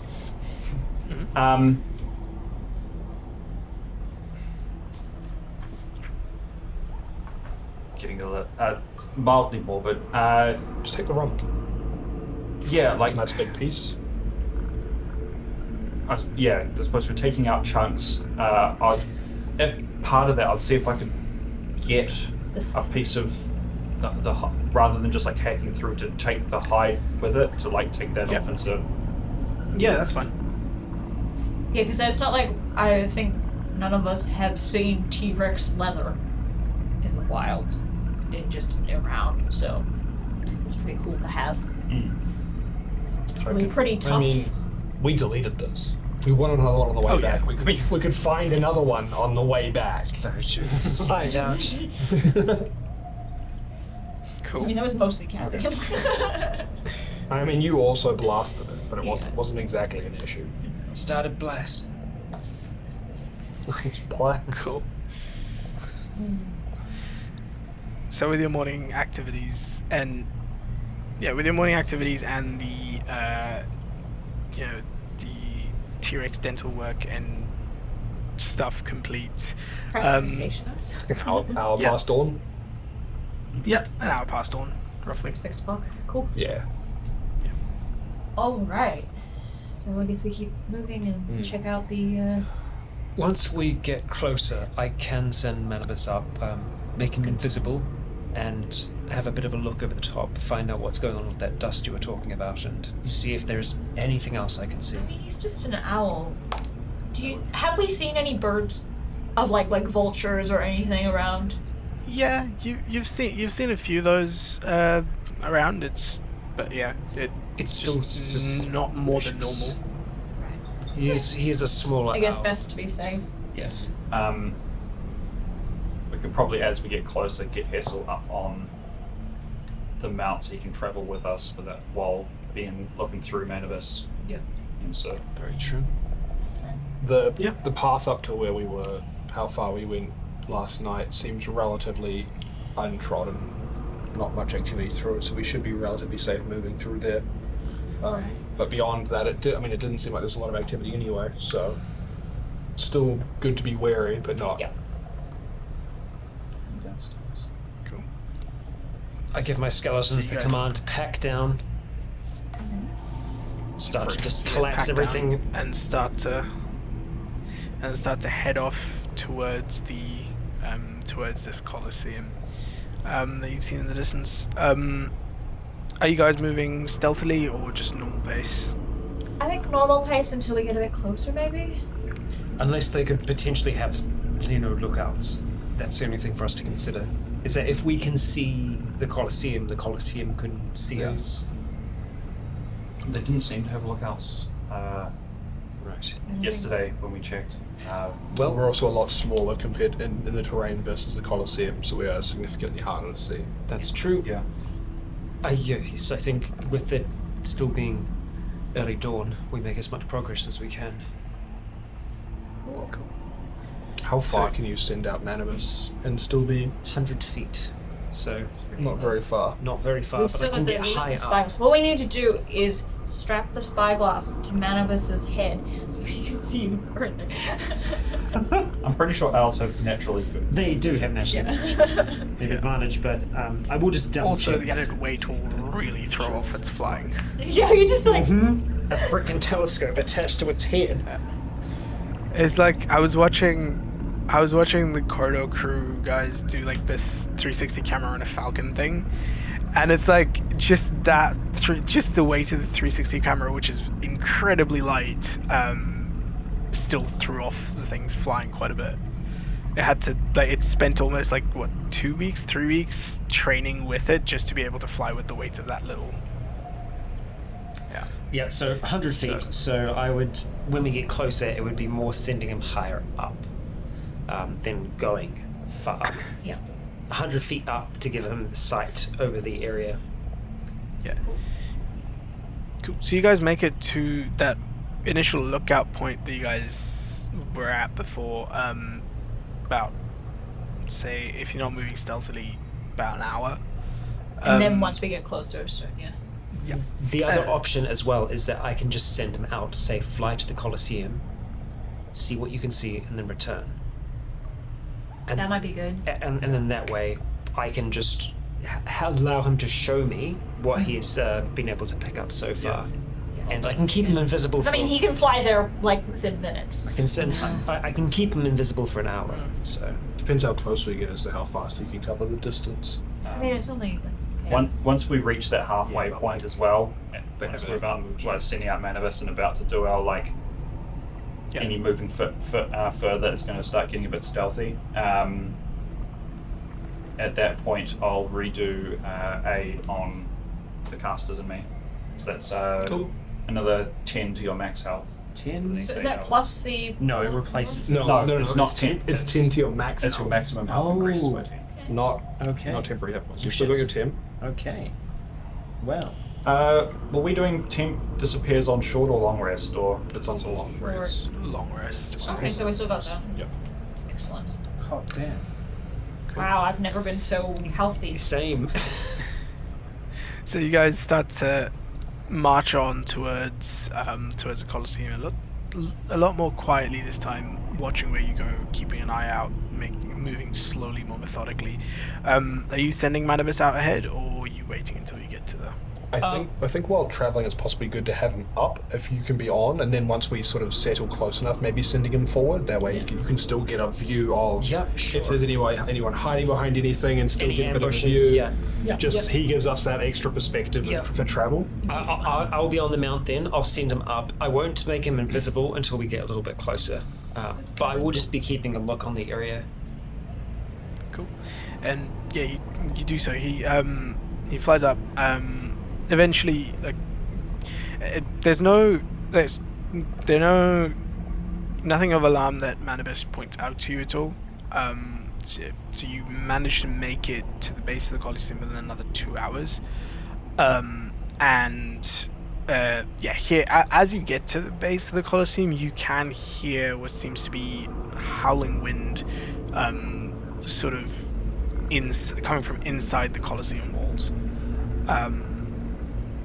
The front of this thing, the entrance of this thing, seems to have been sort of.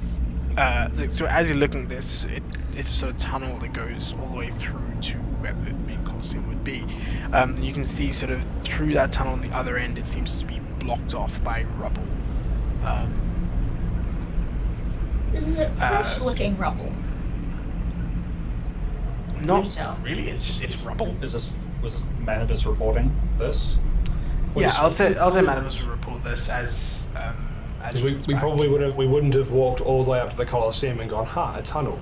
Yeah. We probably would have stopped Yeah. like maybe, I don't know, like 500 meters out if there was a really good place to, if we saw a really good place to like bunker down. I'd say- But if there was somewhere like within a kilometer that Yep. we could bunker down in and send Manibus out, and we'd probably do that so we could get a bit more information before we got too close. That's fine. So we'll say that Manibus relays this information to you as it gets back. The other thing that Manibus will relay to you, because I'm assuming you're sending him around up the top to have a quick look and then So come back. at this point, I will make him invisible as well. So Cool. I'll cast invisibility on him. Yep. Level 2. And as he's invisible, I will send him up. And I will pilot him as long as I can, and then when I feel I'm reaching that distance, I will tell him to continue on and report back with what you see. Yeah. So make a perception check for Manibus. Do it. So he has advantage and +3. That's not very good. That is a net 20 +3, 23. Nice. Thank you, Manibus. We love you, Manibus. Didn't I just say Okay. good? Yeah. So Manibus flies over the Colosseum and comes back, and the information that he reports. There's a few things to note. First and foremost, inside the Colosseum, the image that you see is the entire central portion of it seems to be covered in a constant, almost like a dust storm, cloud of dust that's constantly rolling and shifting.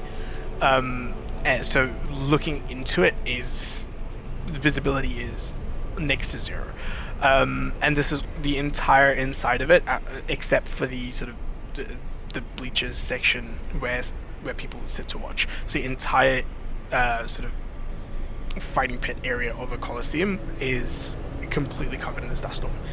One of the things, because you rolled a nat 20, that Manibus noticed is a periodic sort of blue flash coming from the center of that sort of dust storm. Okay. And To my when I say eyes, periodic, sorry, to my eyes, and from that recollection, does the blue flash, is it a similar tone to the device that we picked up, the one with the cogs? it's hard to tell because you're only seeing a very, very light, sort of just a flicker, and you're only catching it because you rolled an nat 20. It's hard to tell. Sure. It seems magical in nature. Yeah, but Blue flash. the thing that you would notice is that it is consistently at like a set number of times. So it's a pattern of blinks almost. So that's the first thing. Secondly, of course, the tunnel being blocked off. It is something that Matabus notifies you of. So there are two entrances to the Colosseum, one on the side that you're on and one on the other side. Both of them seem to be blocked off with rubble. Matabus also reports back that there is a humanoid figure sitting at the on top of the Colosseum wall, looking out towards the hunting grounds, seemingly dressed in all black, covered or like sand goggles. That's their scout. And yeah, seemingly there is a scout on the top. Okay. Thank you, Manibus. Yeah, so you get that. That's all of the information that you get. Other than that, it seems to be abandoned. The only creature there is this humanoid.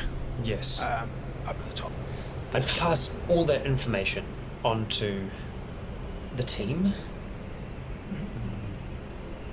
That sounds like they're just hiding it.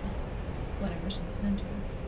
It's also it's routine. It's something that's happening on a pattern. So it could be similar to the device that we found earlier. If there's so much dust swirling around, it could be an excavation of some kind, or the fact that there's rubble blocking the entrances. They could be trying to fortify, dig in. Could it be a type of magical? Illusion. Yeah. Similar to Like the trees. possibly. The big. Or at the very least, just a magical obscurement dome over there, wherever they've set up. It could even be a device like that. If you said it could cast other spells, casting a spell which obscures it, some kind of making terrain that is illusory. So the Colosseum, the only two obvious ways in appear to be blocked off. Correct. So there's the either other- smaller entrances that we can't notice from here, or scaling walls are basically your options, it seems. It's scaling walls seems to be the only real option at this stage. There aren't, like, Matabus flew all around, and there are only two main entrances into this Colosseum, and those are the sort of big Yes. tunnels that go away. Are we talking like mostly solid walls all the way around except for these entrances, or more like the Roman Colosseum with a lot of open arches and... Yeah, there's a few open arches that are on the sort of this looks to be about 4 or 5 stories tall. There are open arches 20, around, 30 feet we'd probably have to climb to get into some. Yeah, 20-30 feet is where you'd have to climb to get up into those. There was one individual that I saw up there. Scout. So the question is how we ascend. We can do so in a number of different ways, but it's whether or not we want to do so cautiously. I would love to check whether those rocks, the boulders that are blocking the entrances, are actually boulders or not. What if Tell we... without getting a range of the scout. I could always send members to just go peck at them and see. Or what if I did some... I don't remember what the range is on thaumaturgy, but some sort of distraction of maybe luring somebody out. I assume you can't make a whole lot of us invisible. actually. I Upcast, you can add targets, I think. yes. So It would. Oh, 2, 3, 4, 5, 5th level. You could probably do 4 people. Yes, I think It's a I. lot of spells. I There's think a I lot of- can. That would be my. That I would exhaust my most powerful part of me, but I don't know if we all need to be invisible. No. It would certainly help us. It would give us an hour of being unobscured. If we want to get up, and we want to get up relatively quickly, I can do so by ferrying you up there. I think that until we know how many people are in there, we shouldn't be getting close. Well, I could only see one. There could be others in the dust cloud down below, but I can't be certain.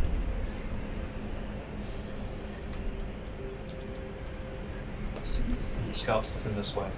Just watching the. Um, Oh, question about the scout.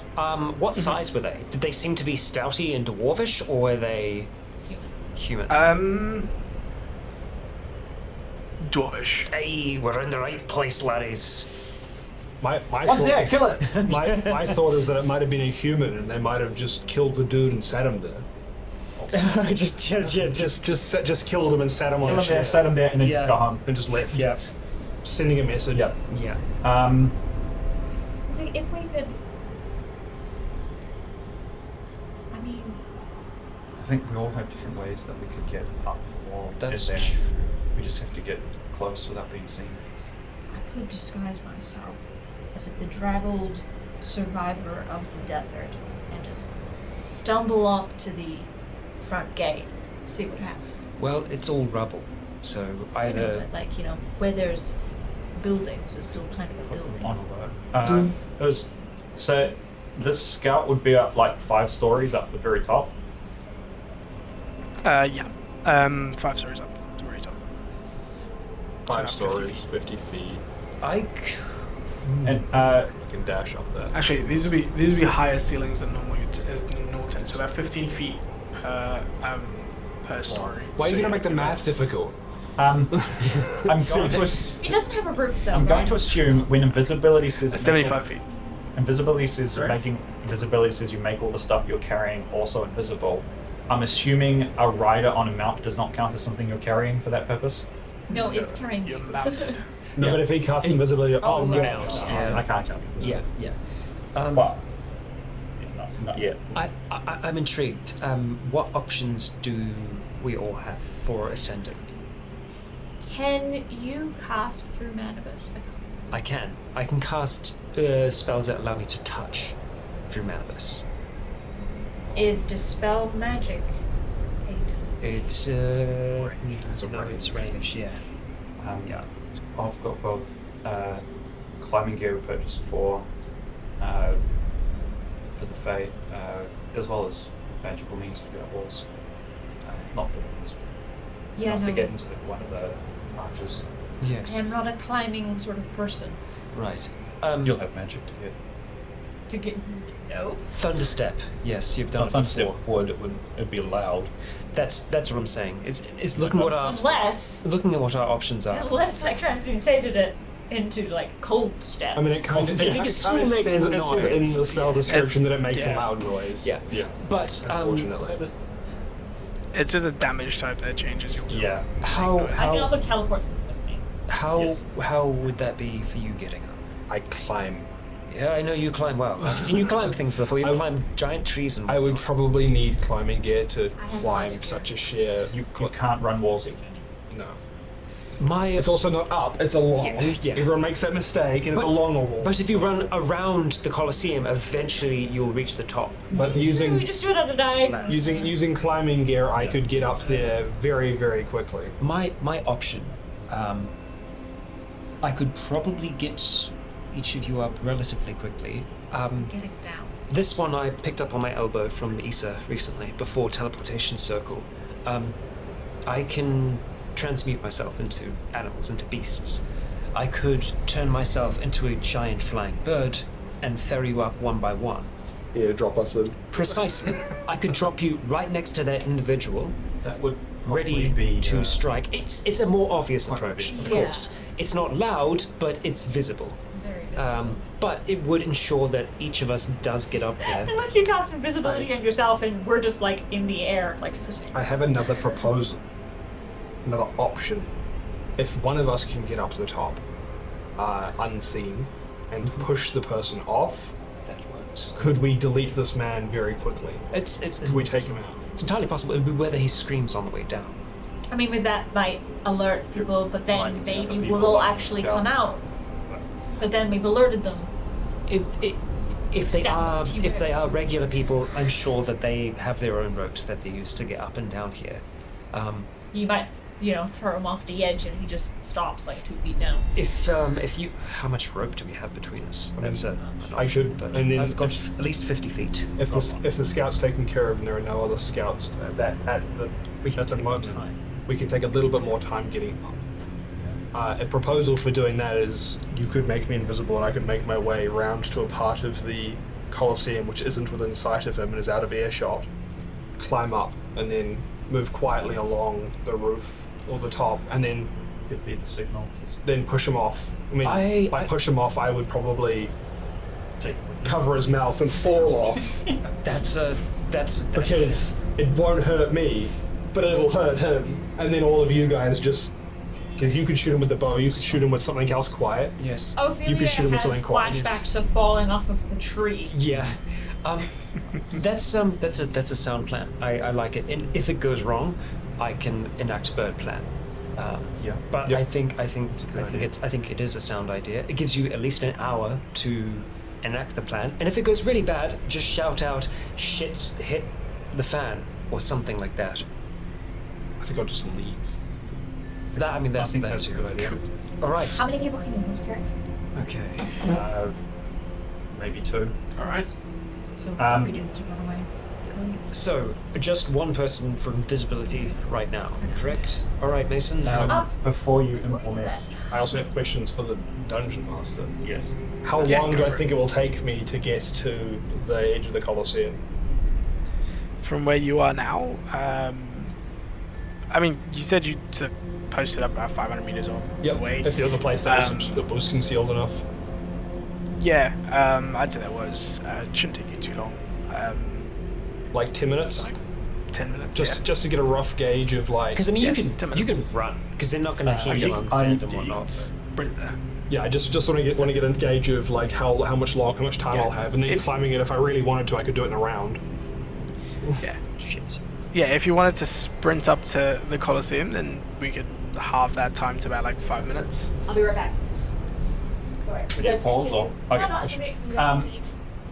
I will, before you do the invisibility then, just to give us, if this is what we're rolling with, all the extra help, You guys will. do you want better climbing chance or better chance at getting rid of the scout? I'm. What do You're you a mean? solid climber. What do you mean by better chance of getting rid of the scout? Uh, Strength or agility, yeah, basically, yeah. or strength or dexterity? Probably going to be strength for both, because it'll probably be a grapple. It's true. Yeah. So strength would probably be the Okay. best. So it'd be long strider and then enhance ability, strength. Oh God! Soup this man up. Juice this boy. Powered up, get in there. Yes. I like the thought. I like the thought that. Thanks, Arm. Sorry, I've been playing a lot of Overwatch. I like the thought that enhance ability strength is just like the smelling salts that like powerlifters take. It's just Yeah. Bull strength. All your muscles just. I would also recommend. Oh, my voice hurts now. I would also recommend moving closer so you're all within range. Yes. As I move forward, Yes. you guys will want to be stealthy, and I will take my time enough so that I can get there with enough time to climb quietly and get behind him. But you'll need to be in range to be able to take him out. All right. Here we go. From Manibus's side, how far away was cover from where this man probably would be? Is there a way for them to be close enough within cover and within range? If everyone's got like what, 120 feet? 120 feet is my. 150 is my Oh, longest. so Like, 120 this- is normal. Okay. That's far. 120 So feet. this guy is sort of looking out towards where you guys are at the moment. So, as you, there are places of cover, but because he's got the high ground, he'll probably see you approaching if you're not. I can probably solo. Yeah, what I'm thinking is if you are able to take him over the edge with you, But and that will be the key. that's as soon as we see that, that's when we start moving. It'll take us a while, but Yeah, it's fine. And if things go really bad, then we can Then I don't think we go fireball. faster. I don't think things will go that badly. I'm a sack. All right. I'm patchwork. I slap invisibility on Mason. Mason is all juiced up. Juiced up and ready to go. Until I get to like the edge of sort of clearing ways, or where I think he will possibly see or hear me moving faster. I'm just gonna dash the whole way there. Cool. So that I I'll say, I cover but like that 400 meters with that dashing. Yeah, that's cool. I would say in total you sort of get there within about 5 minutes instead of 10. Just because My move speed is currently 55 feet.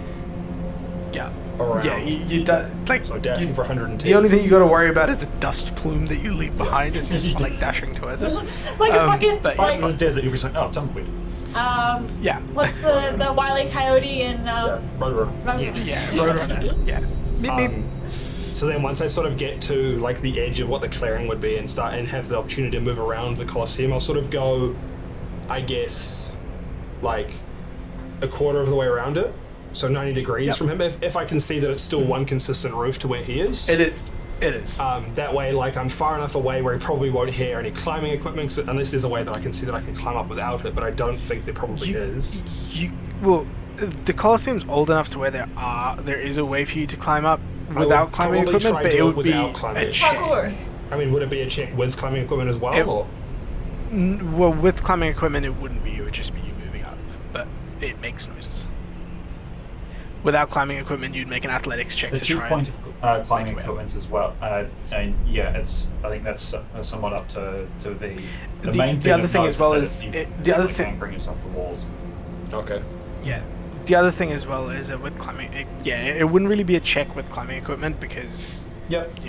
I'll do it without it because I've been juiced. Yeah. Are you Just look for on the speed? look for the video Make game. I'm on roids. Just look for the video game markings, where they kind of like they have like a little bit of paint that's on there that you can see, so you can grab it. The little like ropes that are hanging down that denotes that you can pass on. Yeah. Tomb Raider. The little bricks, the very obvious bricks jutting out of the. Your wife, Like if you want to be really old school in Assassin's Creed. yeah, exactly. God of War. Yeah. I'm going to once I get to that 90 degrees, I'll just climb up without climbing equipment. I'll go up at. I'm sorry. I'll just go up at a normal speed because I feel like I got tons of time. I don't need to rush up here. Yeah. Roll an athletics check. With advantage because of strength. Yep. Here we go. Athletics check is. Hey, Athletics. Check. not a 3 and 4. Good roll. Oh, there we go. It worked. It worked. So that's 20. It's a You natural. climb. That's a 26. Yeah. You clamber on up then. The no worst was a problem. 16. But as you sort of running and then slow back down and get around, you're in a flow state. You've sort of you get to that point without even like you look at it once, you know exactly what handholds you need to get to, and you just sort of like an expert climber, you just gracefully make your way up I've there. climbed up to crow's nests and ships before, so I see he's seeing this rock face as if he's used like Eli's focus. It's just like here's the path. Yeah, exactly. He's turned on his video game vision, and it's all of the handholds are now like little yellow highlighted bits. I'll make once I get to the anyway, top, I'll just sort of start moving along the top of it quietly and stealthily. Yeah, make a stealth check You This just whole do that time with with I'm just- advantage because you Actually, have no, you I are want these. invisible. Never mind. No, don't worry. I would have taken my sword. I would have left my backpack with you guys. Sweet. I have two ways of getting advantage. But I know it's only one, but does it modify the modifier at all? Because I have a way that gives advantage if I'm trying to move quietly, which I am, and I'm also invisible, so I can't be seen, and it's hard to hear me. The DC will be lower because of the key. Good. That's good. That's good. When it mattered, it's been good. That's a 19. Nice. With disadvantage, this man's rolling that 1. He doesn't know He's just like, anything's He has coming. no idea. there's a lot of you dust are- out there. Yeah, the goblins are inside Is- out. Yeah. He's Here's sitting there going, here's you what know, after this here- job, I think I might retire from being a mercenary. He's daydreaming about it, His- about a future life. Here's what I'm gonna allow. You said you've got your sword on you, yeah? Cool. You get up behind him. He's not. You can he's not. You can see the clothes that he's wearing. You notice that at the nape of his neck there is a very clear weak spot where his sword could slide straight through. I will allow a coup de grace I at this stage could, because he does not know you're coming. But it's not the plan. I mean, do that. And so just that's why I said toss I'll him over allow the it. edge. Yeah, I know. I just know. wouldn't I'll allow scream it. over That'll shut him up, I guess. Yeah. Yeah. Ooh. It is up to you whether you want to coup de grace, insta kill him, or so much less drop him fun down. than actual combat. I know I've got my sword. I've probably got a dagger on my belt as well. I'd probably do it with a dagger That's because fine. it's a bit more precise.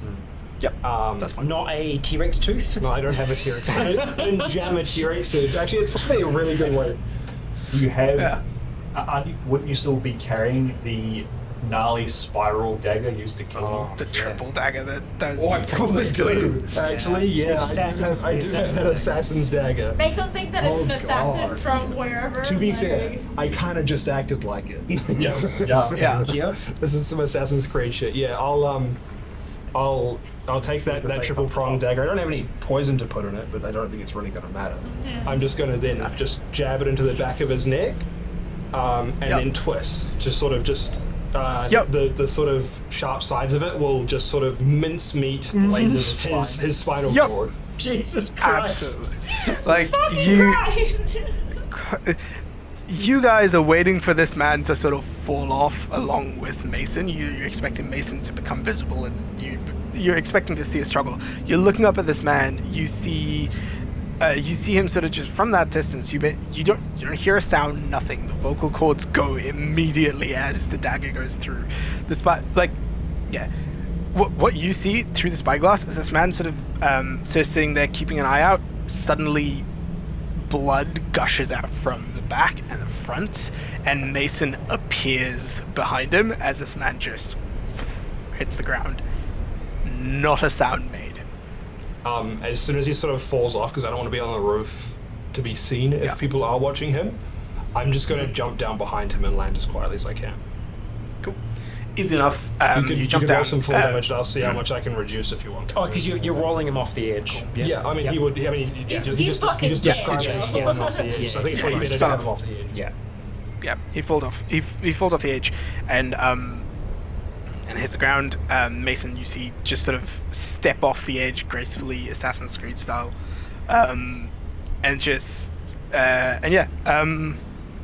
full damage is d6 for every 10 feet. 7d6.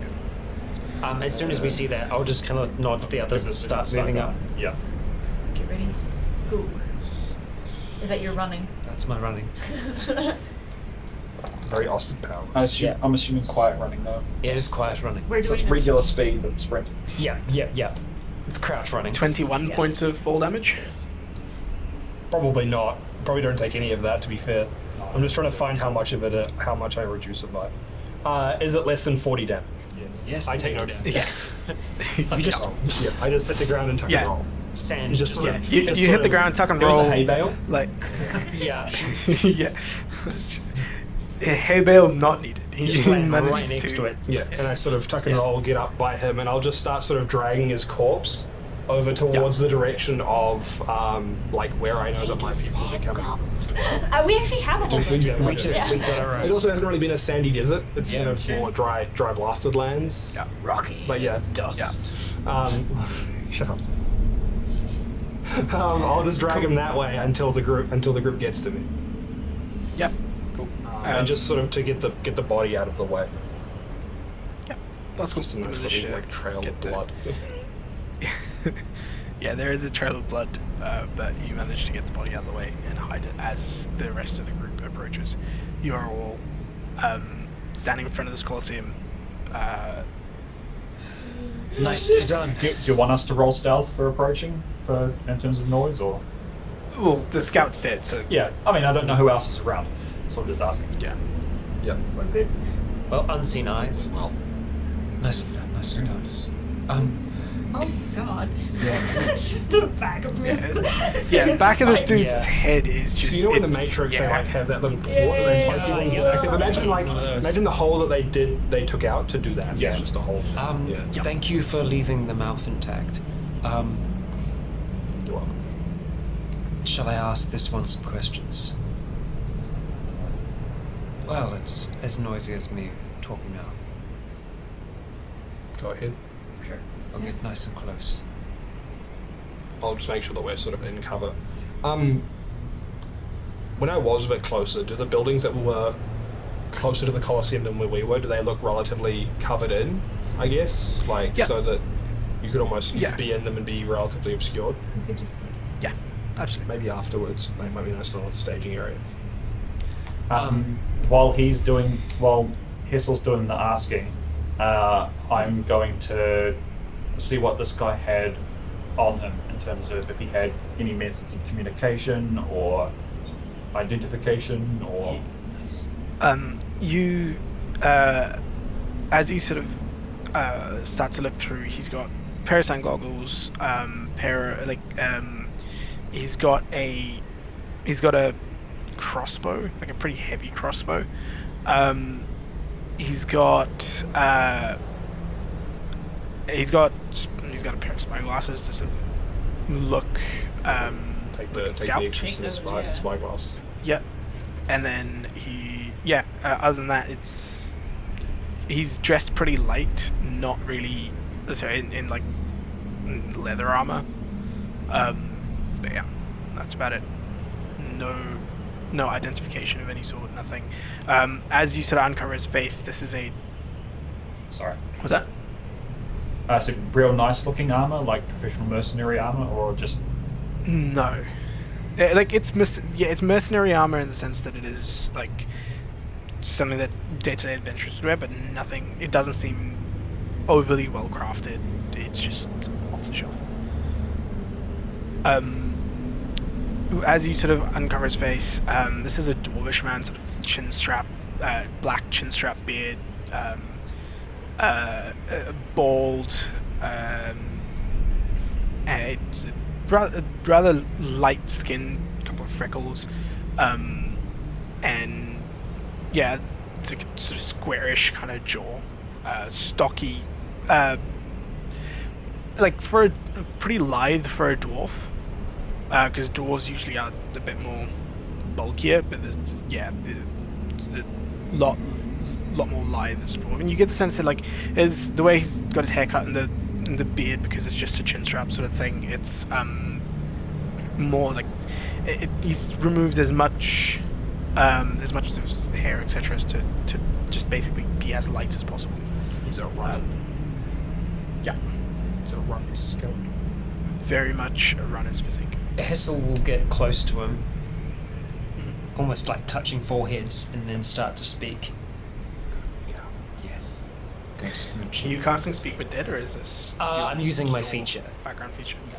More background More features. background features. 2 in a row. That's Holy that's what this shit, it's unheard that's of. what this session's called. This session's just called background background features. features.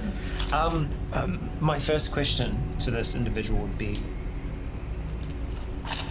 Donald Went, where is he? Why should I tell you? Oh, you you that's- dropped out no. there. Discord did not like the start Yeah. of the. No. No, did not like that. Okay, he says, why should I tell you? Ah, right. Because if you don't, I will wring your bones from your body. I will make a mockery of your flesh. Your remains will be mine forever. So do your worst, did you say? Ah. He says, do your worst. Very well, with your permission. Rise. And the finger bone crown underneath would start to flex, and I will start to use the feature of the crown Just, we could have talked to him a bit longer. to start to animate this, and I'm using the crown feature to animate. crown's feature, So yeah. I'll add that to the miscellaneous list of names. that Yeah. I'm collecting. So as you use it for each of the crown, usually it pulls bones from the ground and pulls the dust of like remains from the ground. You hear this sickening sort of cracking of bones just within this guy's body, and you start to see like the skin split open as these shards of bone slowly shoot out No, Ophelia's gonna and step back form and turn itself away. into a skeleton. So that takes a full minute for me to do. What I would try to do though, because it is the animate dead feature of it.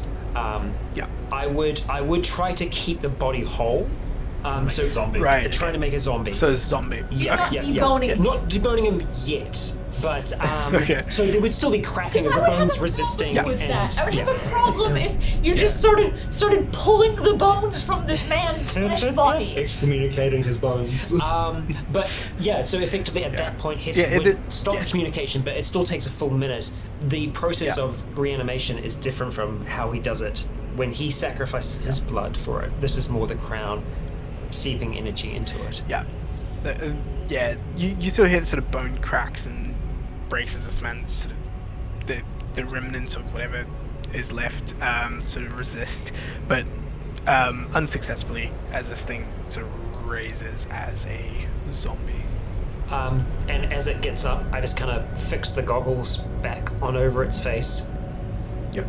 Right. We've got someone that can walk in front of us. Obviously. I'm gonna just get rid of the yeah, blood seeping down his precipitation. face. Yeah. Yeah. There is now just a hole in this man's neck. Ophelia's gonna very gingerly just sort of. Does he have a hood? Yeah, he was fully covered. So Just gonna put that up. Just gonna cover that Wrap up. it around there a little bit more. Just so it's not I think so what this obvious. man's role would have been is to see people chasing and then leave. I think that they've gone. I think they've moved on from him. There's still. Why would they have the big dust bowl thing? I think we need to get inside. I think we need to check it out still. Be anyway. ready for the fight Yes. zone. Step through just in case. Yeah, there's definitely something in the center that was flashing. If I can haul him up there, I will attempt to do so because I still believe he would be a good distraction. If Okay. anything. If we go soon, Can I- an hour, I could possibly haul him up with me. Very well. Looking around at the base here, is there any obvious ways that they've used to get up and over with the doorway blocked? You see any like anchor points for ropes or a ladder maybe that they could put down, or roll a perception check. it's 22. Nice. Looking around, you notice so as you're looking through along the wall of this thing, you do notice what looks to be a crack in the wall itself. But as you sort of get closer, you get the sense, you realize that this crack, like it's just about covered by a large sort of piece of wood that looks like debris, but behind it there is a very clear crack in the wall that people can fit through. So you get the sense Regular that's people where size or just dwarf size? regular people size. Not that dwarves aren't regular. No, they're not. Can I like, peek still through? medium. Does it go to an interior or This- like through to the center, or Seems to go straight through to the center because you can see the dust storm on the other side. When we get through and try and dispel whatever it is that's I think best bet now, they're bound to notice him missing at some point. If they're there, is to get straight to the middle of that. That is true. I could always just send him walking out in front of us. He could be drunk on the job. That's why he's shuffling. I think either way we need to follow him pretty quickly. Yes. We can be hidden. He can be in the open, just shuffling forwards. I think that whatever we do here, if they aren't here, we need to do it quickly. We need to get back on the road following them, because I think that they are ahead of us. I believe that they've probably left, but we do need to clear this with caution. Send him through and we'll all follow, leave behind. Very well. I'm going to pull out the old sand goggles from the bag to check them on, just in case this is an actual dust storm. Yeah, I'll do the same. It's a good idea. We'll all check. I'll Yeah. grab some Bring them home, boys. sun goggles as well. Fix my head down, just get the... I'm assuming this appears to be that I probably can't fit a mount through the tunnel. No. Yep. Just leave them outside. Hide in one of the buildings, one of the other buildings outside. Tell them to go. It's probably safer than leaving him in amongst the rocks with the dinos wandering around. Or dispel them. Aurelia's just gonna take her old scarf from her priestess outfit and wrap it around ears and mouth and whatnot, just so they're covered up. Yep. He covers his gills, make sure that they're all good. Yeah. Just in case he sure can't sand make the doesn't get sand in. go, yeah. I will send in the zombified dwarf in front of us, just Okay. instructing him Cool. to Close continue behind. walking ahead of us until I tell you to stop. Maybe Mason and That's Kelly fine. at the front. Yep. Or do you want to? Well, I'll go behind. Gonna go at the back or behind me? Behind these guys as they follow through. Okay. So Just in case someone ambushes from behind. you and then me and Hessel and then Yep. Okay. I'm just going to So- keep a close eye on Dwarven Man. Yeah, zombified corpse sort of goes through first, followed by who's going next? Mason, then Hessel, Ophelia, and then Callian. You all sort of single file your way through this, and as you come out to the other side, it is very much a sandstorm. You can feel it. You can feel really high-speed winds sort of hitting you from one direction. The sand seems to be buffeting against you, against your clothes, against your skin, and against the goggles as well. So it's not causing irritation in your eyes or that sort of disadvantage, but it is heavily obscured. So you can. So I'm gonna say with your. Sorry. Sorry.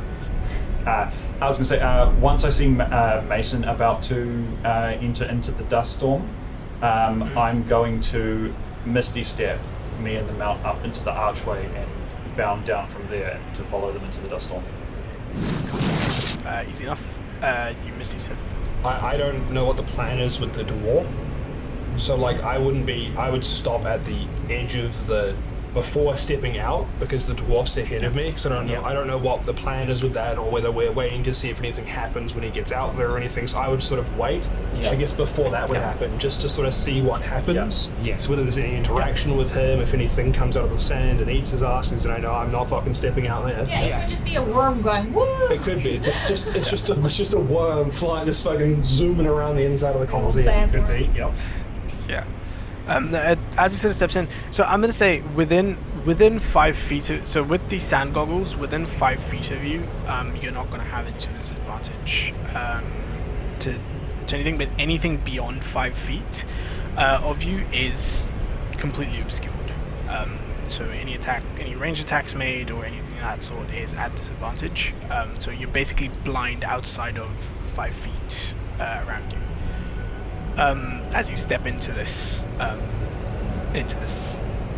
section, into this maelstrom, effectively. And as you sort of step in, it's pretty disorienting because you've gone from it being perfectly normal 1 second to just straight into this swirling sandstorm the next.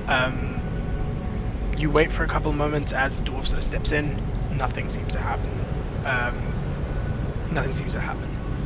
He sort of just stands there. Just sort of keep flick an eye at Hassel and then back at him and just go some further, or should we just go and explore? I'll keep him close to us. If he hasn't been attacked or shouted at now, then Probably won't. Alright. we should stay close to each other then. Yep. That blue glow, did you see it near the center? I believe it was. Do you want to keep your hand on my shoulder? Yes. I think the same going through. Yeah. Kelly, maybe you stay at the back, I guess, now. And we'll just stay linked. Yeah.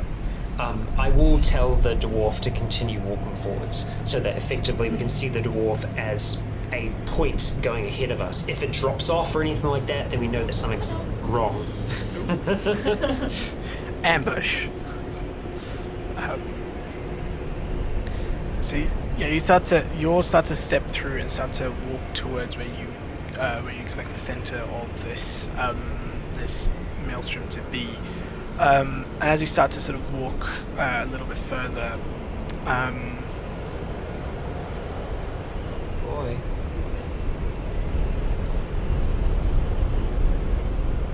as you start to walk a little bit further, I need Mason make a wisdom saving throw. Okay. Mason Thatcher.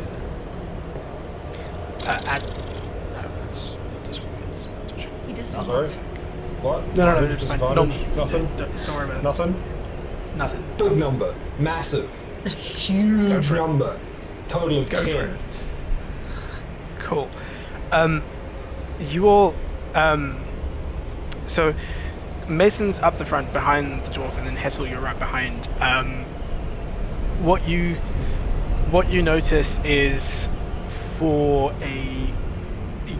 you notice something sort of just shoot past and knock Mason, hit Mason on the side, and to effectively shove him back like into the storm, out of your little line of people that you can see. So he is now currently obscured from your view. Yeah. He's currently obscured from your view. Do I have a condition of any kind? Not that you're aware of at the moment. Because there are conditions that I can end on myself. That's charmed, right? Or frightened. Charmed or frightened. Yeah, that's cool. You're not charmed or frightened. Cool. Mason just got pushed out the way. What are the rest of you I'm guys? still holding on to Hessel. Can I still? I'll stop at that point. Can I still see the dwarf Yep. in front? Mason's been knocked. Yep. So Mason's 5 feet. So dwarf is 10 feet away. So you can't see the dwarf. The only person you could see was Mason in front of you and Ophelia behind you. I would like to, at this moment, as Hessel's just in this space, just to focus for a second, and I'm going to cast at level 1 detect magic. Cool. You cast detect magic.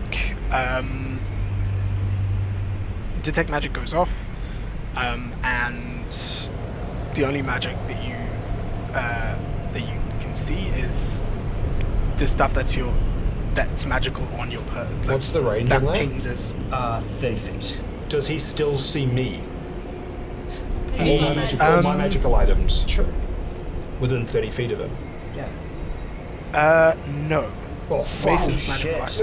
Oh no. Fuck. Mason's magical items are not in your sort Yeah. of So that's concentration for radius. 10 minutes. I'm just going to keep that up as I'm kind of walking through here. Hessel's eyes will be glowing a little bit.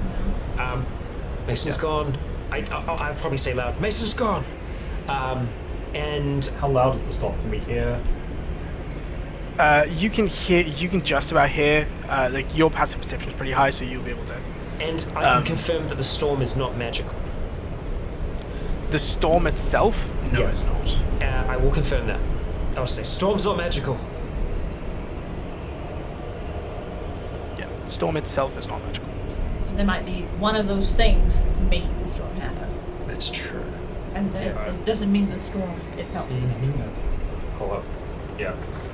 We need to stop the storm. I'm going to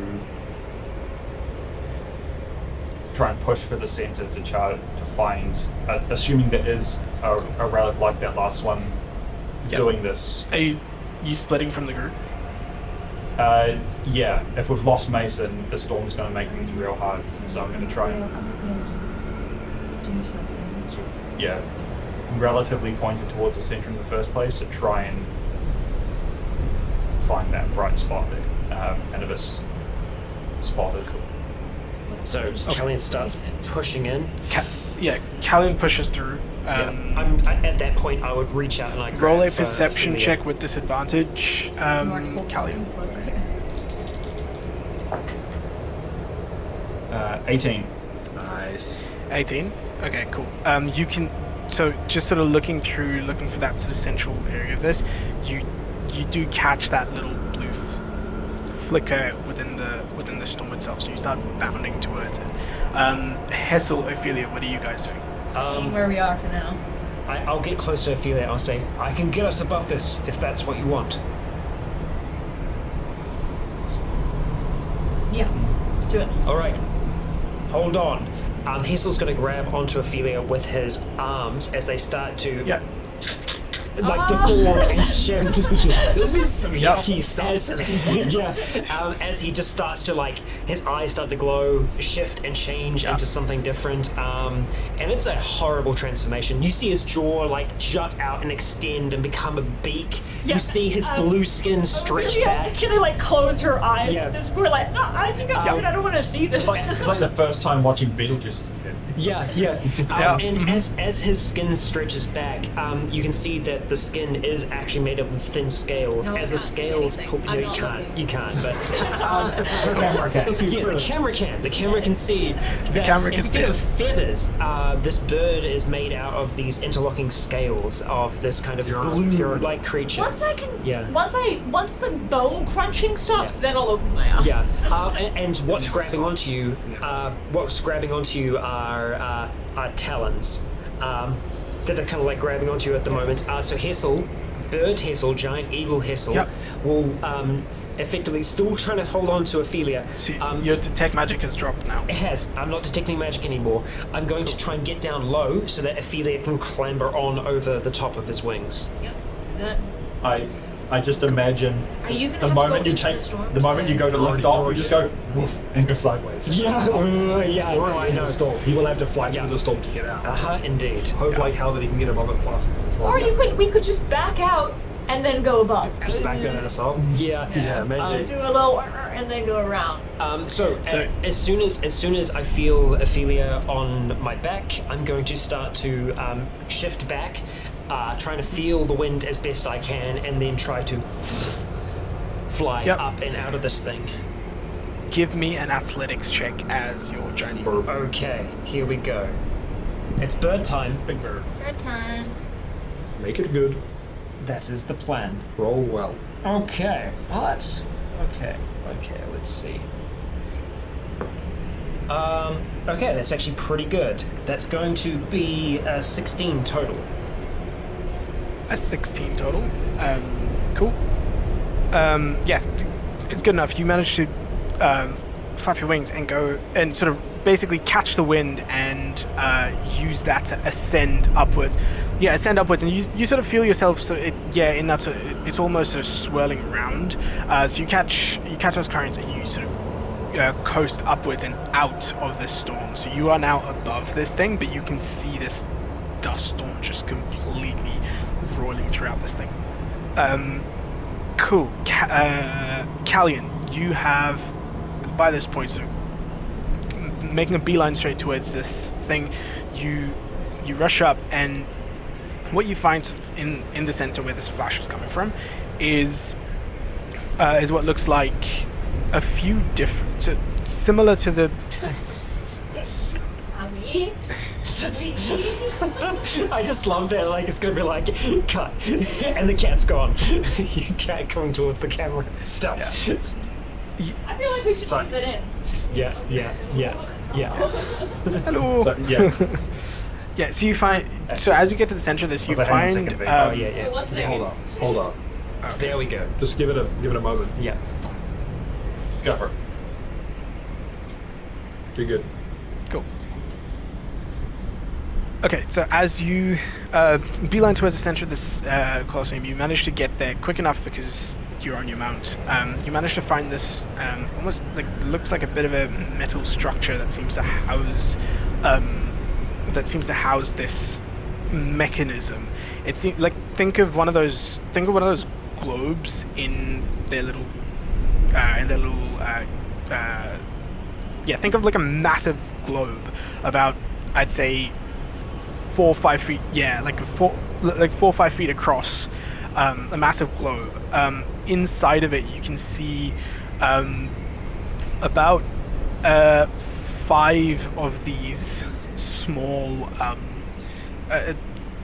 those mechanisms that you found, one in the center and 4 on either side. These 4 seems to be orbiting around the central one, and the central one seems to have multiple gears. Multiple gears, not just 2. The ones on the outside all have 2 gears, whereas the one in the middle seems to have 5. And then this big globe that all of this is housed inside seems to also have 5 gears that seem to be sort of slowly moving, and the flash seems to be emanating from the central orb. Well, I don't think he's This seems to here. be a far more complicated version of what you guys Who were the saw hammer? before. Yeah, damn. None of this stuff works on things that aren't creatures. It's fucking gall. We'll get to you in a minute. Yeah.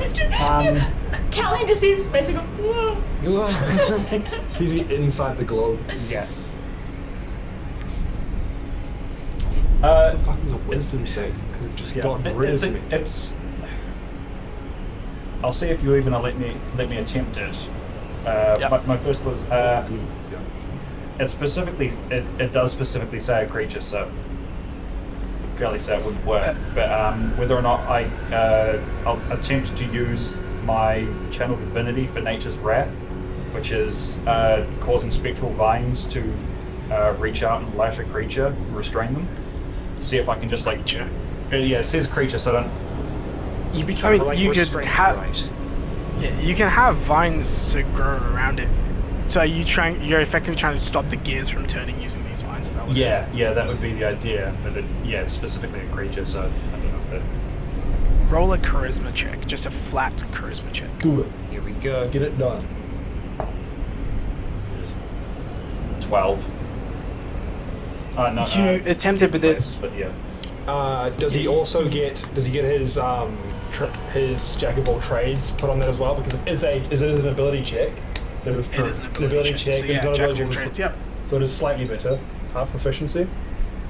Yeah. So that's You beat to 17. No. I'd have Yeah. to roll more. You're attempting to basically use an ability that you've got in modifier in a specific way, so the DC is a bit higher. You attempt it, but then you're used to this targeting a creature, and because there's no creature, your ability doesn't find purchase. So I'm gonna say you didn't use any resources for it, but that was your attempt. Anything else? If I've done that, that's my action. We're not really in combat, so I'll allow an additional. Hang on. Yeah, I have.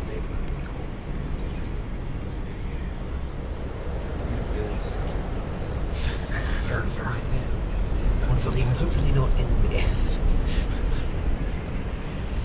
I mean, if it's all like dexterity saving throw shit, I'm pretty good. Like it's half damage anyway, and I've got a pile of hit points. I'll be okay. You said it's kind of like glow. So is there like? Does that mean there's like a central point that's holding all of this into place? Is that? A Yes, there's like mechanical point, or is that there's 2 points at what would be the poles of the globe that seem to be like an axis. The globe itself isn't spinning, but it's the gears. There's about 5 of them that are orbiting around it. The metal structure that is around this thing is simply just to hold that globe in place. But there's 2 axes that are connecting it to that metal structure. Are those? Trying to get an image of that. Are those like a solid metal rod axle sort of point? Yeah. Okay, that's Yeah. a lot difficult. Does it go all the way through, or is it just like pins? It doesn't holding? go all the way So through. it's just like pins It holding. doesn't it go all the way. bottom. It pinned on the top and the bottom. Yeah. Is this also rooted to the ground? Or is It's it in a metal Yeah. structure, which is sort of attached. The to metal string. structure, which is rooted Yeah. to the ground. Man, they set that up real quick.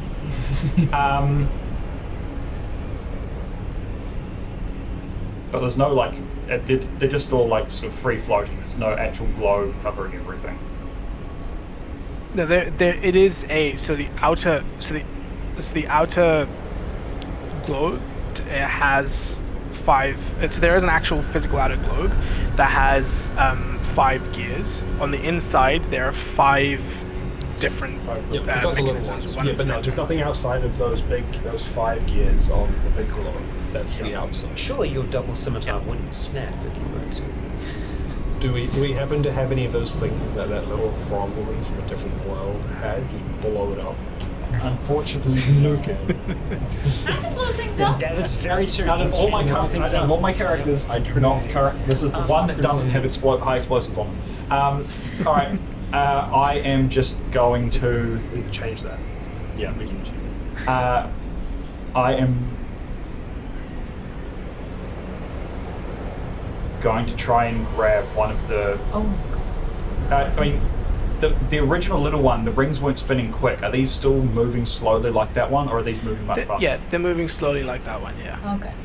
Then I want to try and grab one of those and see if I can yank it out of position. Because the Make little a one strength stopped the check. moment we did that. So. Yes, yeah. As soon as one was out of Make a sync. strength check. Yeah. Let's just hope that when you change the effect, it doesn't turn into a sphere of annihilation or something like that.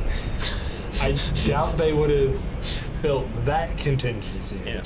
But like, who knows? They have now. Rewrite the story. This is the deleting the System 32 file of your computer. Yeah. But for Yeah. this device. Now that is a soft 20. Ooh, baby. Yes.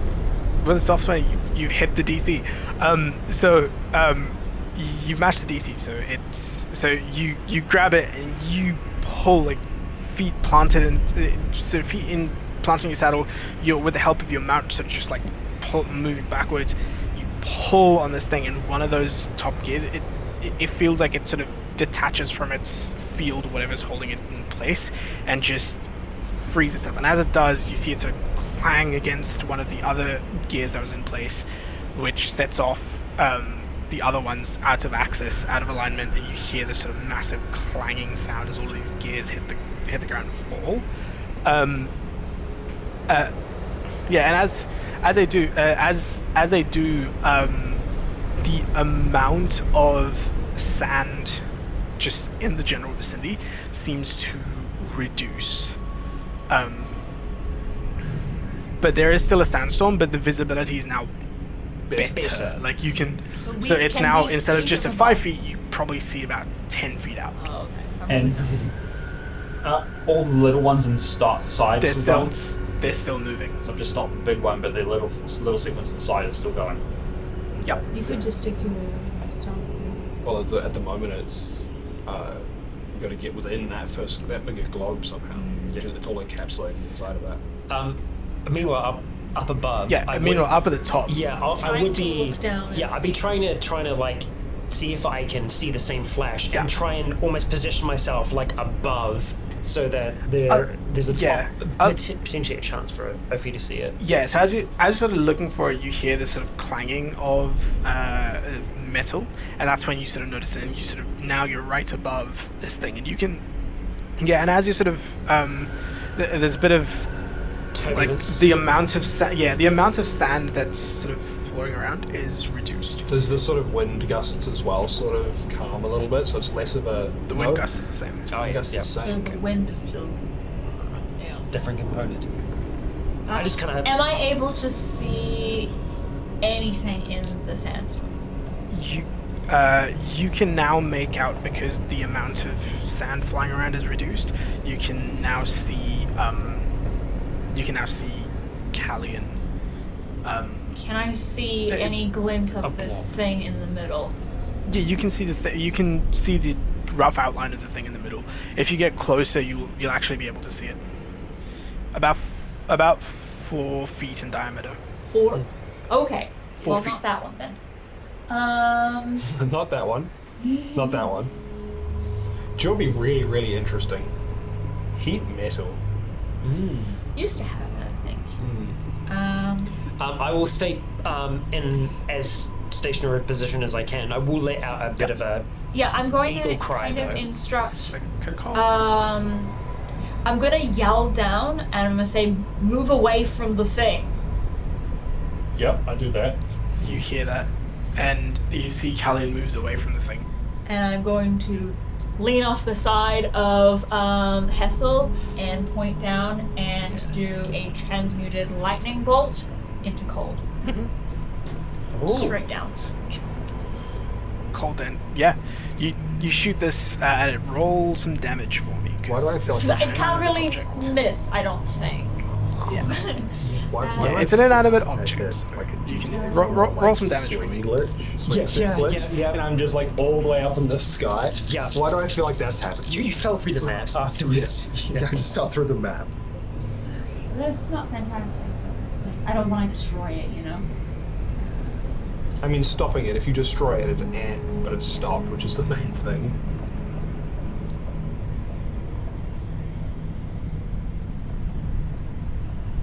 Be neat if slow was area of effect, not like creature.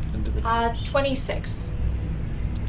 26. Yeah, with that, as you shoot your cold damage into this thing, it hits the outer glass, this outer sort of crystalline structure, and you see the sort of forked lightning sort of freezing pattern around it, and as it does, you get the sense this has now gotten a lot more brittle.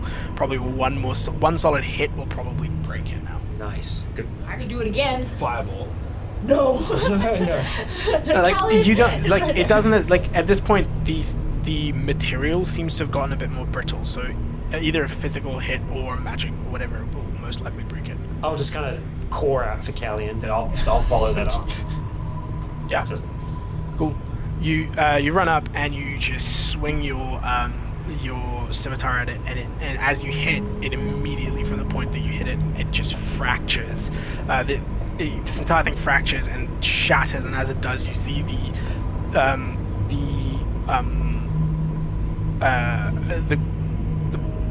orbs in the middle that were orbiting the central one. They all seem to just sort of fall off, and as they do, as they hit the ground hard enough to where it dislodges the rings around it, stopping those four. And as those four stop, the wind stops howling. And that central structure, the central one, flashes one more time, and you see this massive cube of sand just appear around it and just fall into place as this thing falls down and the rings dislodge. And it's just Holy crap.